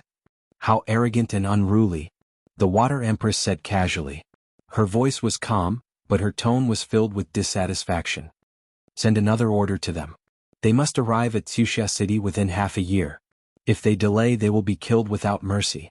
I would like to see how much courage they have when I personally ask for it, the Empress said with a strong murderous intent. She naturally knew that most of the Aboriginal experts were vicious and unruly by nature. The deeper they went, the more they were like this. If it was in the past, she wouldn't have bothered with them. However, now was the time to utilize manpower, and the expedition against the outsiders was imminent. If they still dared to rely on their strength to disregard the conscription order, then they could go to hell. Fu Yao cupped his fists at the Empress and said, Yes, I will inform Wuxia City immediately. Although Fu Yao hadn't personally seen those people in the past few years, he had heard a little about them and knew that these scattered experts were vicious. Not only did they not listen to orders, but they also spoke arrogantly. This made everyone in the Protectorate of the South extremely resentful of those people. Shiwanya still had to preside over the purge and couldn't spare any time to deal with them. Now that the Empress had spoken, someone was definitely going to be out of luck. Fu Yao had a gloating smile on his face. After a while, Fu Yao sent the message to Wuxia City, and dozens of messenger birds flew to various military outposts. 2 months later, Rinpoche silently looked at the court officials who were engaged in a scuffle. Look at my black tiger steals the heart. Tong Jingya's punch was as fast as lightning, but Qin Chuan wasn't slow at all. Tong Jingya tapped his foot on the ground and retreated 5 feet. However, his fist suddenly loosened, and 2 bird eggs flew out and smashed into Qin Chuan's body. A stench immediately filled the throne room. Ha, no matter how cunning you are, you're no match for me. Tong Jingya looked up to the sky and laughed. Qin Chuan's face turned ashen. He went crazy from the smell on his body and started fighting with Tong Jingya again. Behind them, Minister of Revenue Tu Wan's groin kick was even more skillful than Qin Chuan's. Her claws moved up and down, and in no time she had scratched Zhu Yan's face. It was as if she had practiced the 9-in white bone claw. Speaking of which, the 9-in white bone claw wasn't necessarily comparable to Tu Wan's kung fu. The moves weren't exquisite, but they were extremely ruthless. In particular, the elusive groin kick made it impossible for Zhuo Yan to defend against it. The officials from the Ministry of War, Ministry of Works, Ministry of Justice and Ministry of Revenue were also fighting. As for the officials from the Ministry of Rights and the Ministry of Appointments, they watched from afar and clapped and cheered from time to time. Great Elder Shi Qing and Junior Elder Zhikohai had already hidden to one side. The newly promoted officials from the Ministry of Commerce and the Ministry of Education hid far away and trembled. Rinpoche took out a loudspeaker from his back and shouted, "Stop, everyone stop!" A huge sound wave swept through the throne room, but everyone stuffed cloth strips into their ears and continued fighting. Rinpoche's face turned ashen. These bastards! The chaotic fighting in the throne room made him so angry that he almost forgot why everyone was fighting in the first place. After thinking about it for a long time, he finally remembered that they had been expanding too much recently. Minister of Revenue Tu Wan complained that the National Treasury didn't have enough money, and Minister of Works Tong Jingye expressed his dissatisfaction that the Ministry of Works had produced so many craftsmen, but the profits from the Ministry of Commerce went to the Ministry of Revenue. Qin Xuan objected because he opposed Tong Jingye. Minister of Justice wanted money from Tu Wan. In any case, it was a mess. Needless to say, there was no need for the morning court session today, and it would end with another chaotic fight. This wasn't the first time such a situation had occurred. They were like this even when the Empress was around, let alone now that she was in the 60,000 mountains. Go to hell, you bastards! Rinpoche cursed and strode across the battlefield. Those who were supposed to fight fought and those who were supposed to watch the show. Only a few people who were close to him grinned at him. As for Rinpoche's harsh words. If harsh words were useful, what was the use of fists? However, the moment Rinpoche stepped out of the throne room, he threw a small glass bottle containing a colorless liquid into the middle of the fight. A strange stench rushed straight to the head, and the stench that made people faint instantly filled the throne room as if they had been hit by a sledgehammer. F***ck, I will perish together with you. Rinpoche looked ruthless and didn't forget to shout, "Exenju, protect His Majesty." The throne room was filled with ghostly wails. Everyone couldn't care less about fighting and immediately jumped out of the throne room. However, the stench on their bodies traveled 150 kilometers with the wind. Even Exenja twitched her face and covered her nose as she distanced herself from the crowd. With one hand on the hilt of her sword, she glared at everyone and threatened, "None of you come over. I will kill anyone who comes over." Zhao Prince Consort. Everyone roared and almost vomited before they could finish shouting. They quickly fled back to their residences to take a bath and change their clothes. Rinpoche returned to the harem with a sneer on his face and put on a gas mask. He walked into the throne room and saw rows of 2-meter-tall cabinets that glowed red and blue. Several blonde men and women were making the final adjustments. A gust of wind blew, and the blonde men and women's expressions changed drastically. They covered their mouths and almost vomited. Rinpoche didn't care about their abnormalities and looked at the cabinets in the throne room with a smile. It took Rinpoche 3 months to bring back these cabinets from Earth. There were a total of 60 cabinets, 60 computing nodes, 240 processors and 24 million computing cores with a peak operation rate of 1.3 billion times per second. Of course, the most important thing wasn't its computing capabilities, but that this supercomputer could support true artificial intelligence and store a large amount of information on Earth's technology, history, culture, and other aspects.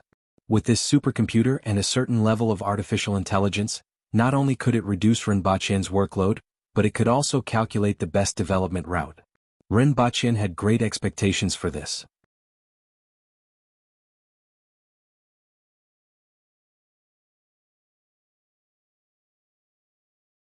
Chapter 1138. Is it done? Why isn't there any response? Rinpoche looked at the computer experts from Earth. The artificial intelligence has been loaded into the supercomputer, but the newly loaded AI is like a blank piece of paper and needs a few minutes to learn the stored information, a Caucasian woman in her 30s said. They were a little frightened after waking up in this ancient country overnight. At first, they thought it was some kind of prank TV program, but a human head told them what was real. Rinpoche nodded slightly. After waiting for a few minutes, the center of the hall suddenly lit up, and a row of Chinese characters appeared in the air. Do you want to understand the meaning of life? Do you want to truly live? Why Sorano? Rinpoche was stunned for a moment, turned his head to look at them, and then looked at the words in the air. What's this? Maybe it's the initial activation program for this artificial intelligence? It's a little novel. Many employees like to play this kind of inexplicable game. It should start after you choose yes, a Caucasian man said with sweat on his head. Yes. Rinpoche didn't know whether to laugh or not. This joke had been around for 40 years and it was really retro. As soon as Rinpoche finished speaking, a row of icons suddenly appeared in the air. Dragon Slaying Sword, click to receive, legendary mobile game, Dragon Slaying Records, Haotian Records, Great Ruler, Equipment Reliance, Sword of the Archangel, Legendary Hegemony, Immortal Slaying, Proud Sword, Crouching Dragon's Cry, World of Divine Generals, 7 Heroes Hegemony, Fury of Thunder, and so on. Silence. The Caucasian men broke out in a cold sweat. Rinpoche's silent attitude made them feel as if a knife was placed on their necks. In the next second, their heads would be separated from their bodies like that unlucky fellow, and then they would be buried in the garden, using their own flesh and blood to irrigate those brilliant flowers. Is this artificial intelligence? Why do I feel like it's an artificial retard? Rinpoche didn't look too good. Just as Rinpoche finished speaking, the childish voice of a young girl suddenly sounded in the air. Are you my master?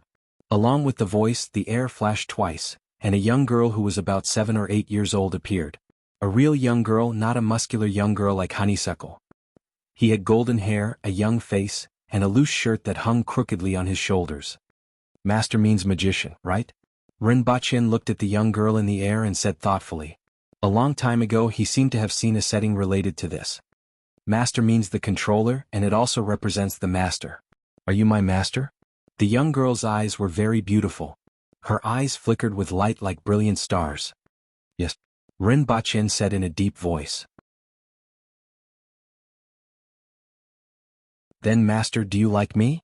I created this image according to the aesthetic standards of hundreds of thousands of lolicons, satisfying the dreams of 90% of lolicons in the world. Remember to give me a like. The young girl suddenly blinked and looked at him expectantly. Rinpoche's face turned black. He increasingly felt that this was an artificial retard. I'm not a lolicon, Rinpoche said in a pained tone. That's because the lolis you met weren't cute enough. The young girl said, trying to act cute or stupid. //, What's your name? Rinpoche rubbed his temples. My name is Loli. The young girl continued to play dumb. Rinpoche felt his balls aching again. He was sure that the person who created this AI was a pervert. He was obsessed with young girls. He was no longer a lolicon. He waved his hand at a few computer experts who didn't dare to raise their heads and said, You guys can leave first. Your job from now on is to maintain this supercomputer. If there is another job, I will let you know. Also, within half a year, all of you must pass level 6 in Chinese. I don't want my people to prepare translation earbuds for you before contacting you. When they heard the first half of the sentence, they felt as if they had been granted amnesty, but when they heard the last sentence, their faces were filled with despair. The bald man in front of him was a demon.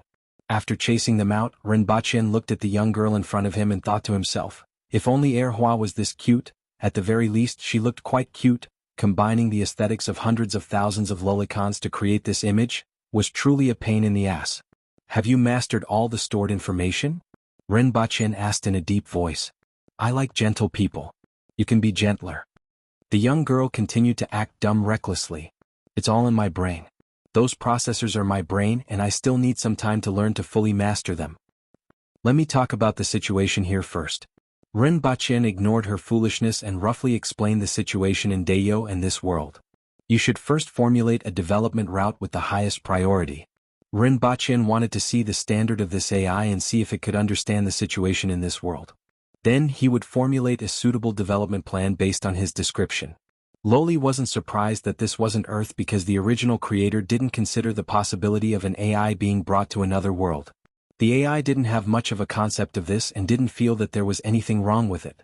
She just said in a unique young girl's voice, I'm still young and need to think before answering Master.